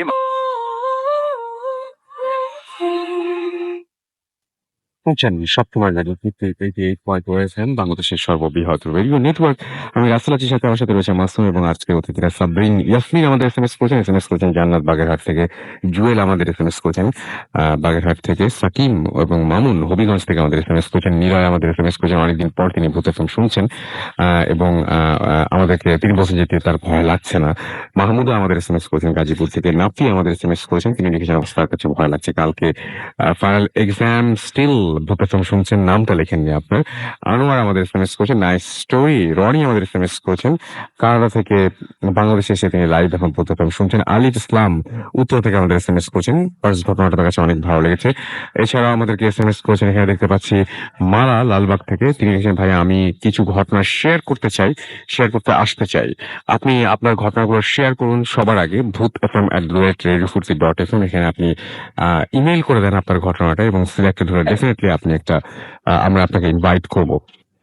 মামুন ফরিদাবাদ ঢাকা থেকে লিখেছেন সেকেন্ড স্টোরিটা তার কাছে ভালো লেগেছে। সাজ্জাদ আমাদের এসএমএস করেছেন, এটা তার অনেক পছন্দের একটা শো সেটা তিনি জানিয়েছেন এবং তার এসএমএস তিনি পড়তে বলেছেন এবং তিনি কুমিল্লা থেকে এসএমএসটি পাঠিয়েছেন। মুস্তাক আমাদেরকে সিরাজগঞ্জ থেকে এসএমএস করেছেন এবং তিনি বলেছেন ছোট্ট বেবি মাহিশা এবং তার ওয়াইফ তাবাসসুম, তারা সবাই একসাথে ভূত এফএম শুনছেন, লিখেছেন যে উই লাভ ভূত এফএম, সো এই জন্য তারা শুনছেন। অনেক ধন্যবাদ আপনাদের সবাইকে। আমরা চলে যাব বাবুয়ের ঘটনায় এবং আমরা একটু ছোট করেই শুনি ঘটনাটা, যেহেতু হাতে খুব সময় পাই। থ্যাংক ইউ রাসেল ভাই। এই ঘটনাটা হচ্ছে আপনার উত্তরার একটা জায়গার। তো উত্তরার ওই জায়গাটাতে আমাকে যে কাহিনী বলেছে, ওর নাম পলাশ। ও আপনার ওর এক বন্ধু ওকে বলে, ওরা যখন ওই বাড়িতে উঠেছিল, বাড়িটাতে নাকি অদ্ভুত সব আপনার পাওয়া যেত আর কি, শব্দ পাওয়া যেত। আচ্ছা। তো পলাশের আবার এই ব্যাপারে খুব আপনার ছিল আর কি, কিউরিয়াসিটি ছিল, যে সে ভূত প্রেত এগুলো নিয়ে খুব কিউরিয়াস ছিল আর কি। তো ওর বন্ধু যখন তাকে বলে যে তারা যে বাসায় উঠেছে সেখানে মানে আপনার হঠাৎ রাতের বেলা, বিশেষ করে রাতে ঠুসঠাস শব্দ পাওয়া যায়, মনে হচ্ছে ফ্লোরের মধ্যে কেউ হাঁটছে। হুম আবার ধরেন ওই যে টুং টুং করে শব্দ করছে কিছু, হুম মশলা পেশার আওয়াজ হচ্ছে, হুম নুপুরের শব্দ পায়, এই ধরনের ব্যাপার স্যাপার। আবার হাসি শোনে। তো পলাশ মনে করে যে এগুলো আসলেই মানে আগ্রহ থাকলেও সে মনে করে যে এগুলো আমি গবেষণা করে দেখতে পারি, দিস ইজ নাথিং। হুম এগুলো দেখা যাচ্ছে নর্মাল কোনো কজে হয়, মানুষ ভাবে। তো ওর ফ্রেন্ডকে মানে বলে যে আমি কি তোমাদের বাসায় থাকতে পারি একদিন? ও বলে হ্যাঁ শিওর, তুমি আসো একদিন, থাকো আমার বাসায়, এবং তুমি ভয় পাবা।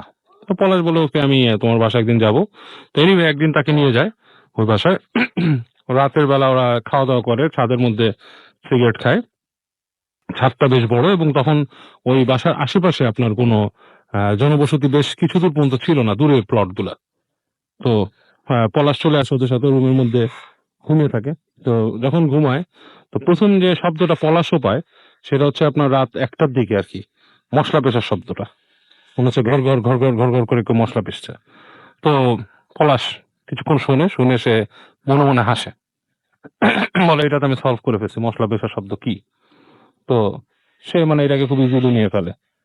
তারপরে টুকটাক টুকটাক শব্দ হয়, সে মনে করে যে রাতের মধ্যে হতেই পারে তেলাপোকা ইঁদুর কিছু চলাফেরা করে বাসায়, যদিও ফ্ল্যাট বাড়ি, সেখানে তেলাপোকা থাকি, হ্যাঁ, এবং ইঁদুর থাকি।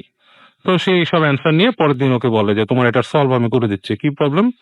বলে যে তোমার বাসার নিচতলায় যে ঘরটা, ওইটাতে কে থাকে? বলে আমার খালাতো ভাই থাকে। পরে ওনার রুমে ফ্যান চলে, ফ্যানের শব্দ, নিচতলা ফ্যানের শব্দ, নিচ ঠিক ইমিডিয়েট নিচে, সেটা যখন চলে তখন ফ্যানের থেকে শব্দ হয়, সেটা মশলা পেশার শব্দ মনে হয়। তো চলে আসে নিচতলায়, নিচতলায় এসে দেখায় যে ওই রুমে মানে কোনো ফ্যান নাই। যে রুমটাতে সে দেখা, ওই রুমে আসলে মানে সিলিং ফ্যান নাই কোনো, আপনার একটা টেবিল ফ্যান আছে আর কি, প্যাডেল স্ট্যান্ড ফ্যান আছে, সিলিং ফ্যান নাই। তো তখন পলাশ বেশ ধাক্কা খায়, সে মনে করে যে এরকম, এবং পলাশ মানে এটা ধারণা করে নিছে যে আসলে এই মশলা পেশার শব্দটা অনেক সময় ফ্যান থেকে হয়। হ্যাঁ, তো সেটা ধারণা করে নিচ্ছিল, কিন্তু যখন সে ফ্যান দেখে না, সেটা ধাক্কা খায়। তো পরের দিন বলে যে আমি আরেকদিন থাকতে চাই তোমার বাসায়, এই শব্দ হয় কিনা। তো ওই বাসায় ও পরের দিন রাতেও থাকে ওখানে। তো দ্বিতীয় দিন থাকার পর যেটা সে মানে আপনার করে, এটা কিন্তু আরো বড় করে বললে মানে ভালো মতো বলা যেত, শর্টে বলতেছি রাসেল ভাই, মানে মাঝখানের জিনিস বাদ দিয়ে। Okay. তো দ্বিতীয় দিন যে সেটা করে, একদম মানে শুয়েছে, মশলা পেশা শব্দটা হয়, এবং বেশ জোরে সোরে হওয়া শুরু করে। এবং এখানে যেটা হয় সেটা মনে হচ্ছে এখানে ছেঁচতেছে মশলা, মানে জাস্ট পেশানা ছেঁচতেছে। হ্যাঁ, তো ও উঠে দাঁড়ায়, উঠে যে কোথায় শব্দটা হচ্ছে, ও রুমের দরজা খুলে ওকে যে রুমটা থাকতে দিয়েছিল সেটা থেকে সোজা বেরোলো হচ্ছে ডাইনিং স্পেস, এবং এই পাশে তার ডান দিকেই রুম আছে, আর সোজা রাস্তা মানে ওই পাশে যে তাদের ড্রয়িং রুম, স্টাডি রুম ওই পাশে। হুম তো যখন হেঁটে ওইদিকে পার হচ্ছে, হাতের ডান দিকে দেখে আপনার রান্নাঘর, এবং শব্দটা কিন্তু রান্নাঘর থেকে আসতেছে। তো ও আপনার মোটামুটি হেঁটে হেঁটে রান্নাঘরের কাছে যায়, যে যখন রান্নাঘরের দরজায় দাঁড়ায় তখন দেখে যে রান্নাঘরের পাশে জানলার থেকে হালকা বাইরের আলো আসছে, সেই জায়গায় সে দেখে একটা বুড়ি মতো মহিলা দাঁড়ায় আছে, এবং তার হাতে একটা এরকম হামানদিস্তার মতো কিছু নিয়ে তাকায় আছে। আচ্ছা, এরকম তো কোনোদিন শুনি না আসলে। আমরা মশলা পেশার এরকম ব্যাপার স্যাপার শুনেছি, Right. কিন্তু একদম পুরোপুরি ওই মানুষটাকে দেখতে পাওয়া। মানুষটাকে, এবং ও মানে ওই কিছু একটা হামানদিস্তার মতো, এবং ওর দিকে ফিরে আসে, এবং এটা দেখে মনে করেন যে ও মানে মোটামুটি তার সেন্স হারায় ফেলে, চিৎকার করে উঠেছে। চিৎকার যখন করে উঠে, ওর তেমন কিছু খেয়াল নাই, ও বাসার মানুষজন বের হয়ে আসছে, এসে যখন লাইট টাইট জ্বালায়, ও যখন ওকে ধাতস্থ করে বসায়, তখন দেখে যে কিছুই নেই এখানে, মানে ওই মানে রান্নাঘর পুরো এমটি, একদম মানে পুরোপুরি ফাঁকা। পুরোপুরি ফাঁকা। এবং ও তখন ওই বন্ধুর কাছে মাফ টাফ চেয়ে বলে যে আমি তোমার বাসায় আর নাই, হুম চলে যাবো, কি দেখছি বলে। তো বন্ধুর যে বড় বোন ছিল বলছে দেখো আমরা আরো স্ট্রেঞ্জ জিনিসপত্র এই বাসায় দেখছি, কিন্তু আমরা ইউজ টু হয়ে যাচ্ছি এটার সাথে, তো এটা আমাদের থাকতেই হবে বাসায়। এই হচ্ছে গিয়ে ঘটনা। ওকে, আপনাকে অনেক ধন্যবাদ বাবা ভাই, এবং আপনি অনেক দিন পরে আজকে জয়েন করলেন এবং আমরা অনেক মজাও পেলাম। সে সাথে দেখতে পাচ্ছি যে অনেকে ফেসবুকে আমাদের লিখছেন যে অডিও ক্লিপ গুলো নাইস লিখেছেন। সিয়াম হোসেন আমাদেরকে আরো অনেকেই এমডি ফয়সাল আহমেদ লিখেছেন যে রাসেল ভাই ঘটনাটি খুব ভালো লাগলো, যেটা এই মাত্র বাবু ভাই বলছিলেন আমাদেরকে। এছাড়াও দেখতে পাচ্ছি যে সুগ্রীব দাস লিখেছেন ময়মনসিংহ থেকে, এটা কি আচ্ছা এখন সবাই একই কথা জিজ্ঞেস করছেন যে এটা আসল পেজ কিনা। রাইট, আমরা এছাড়াও দেখতে পাচ্ছি যে আরো অনেকেই আমাদেরকে এখানে কমেন্ট করছেন ফেসবুকের 2টা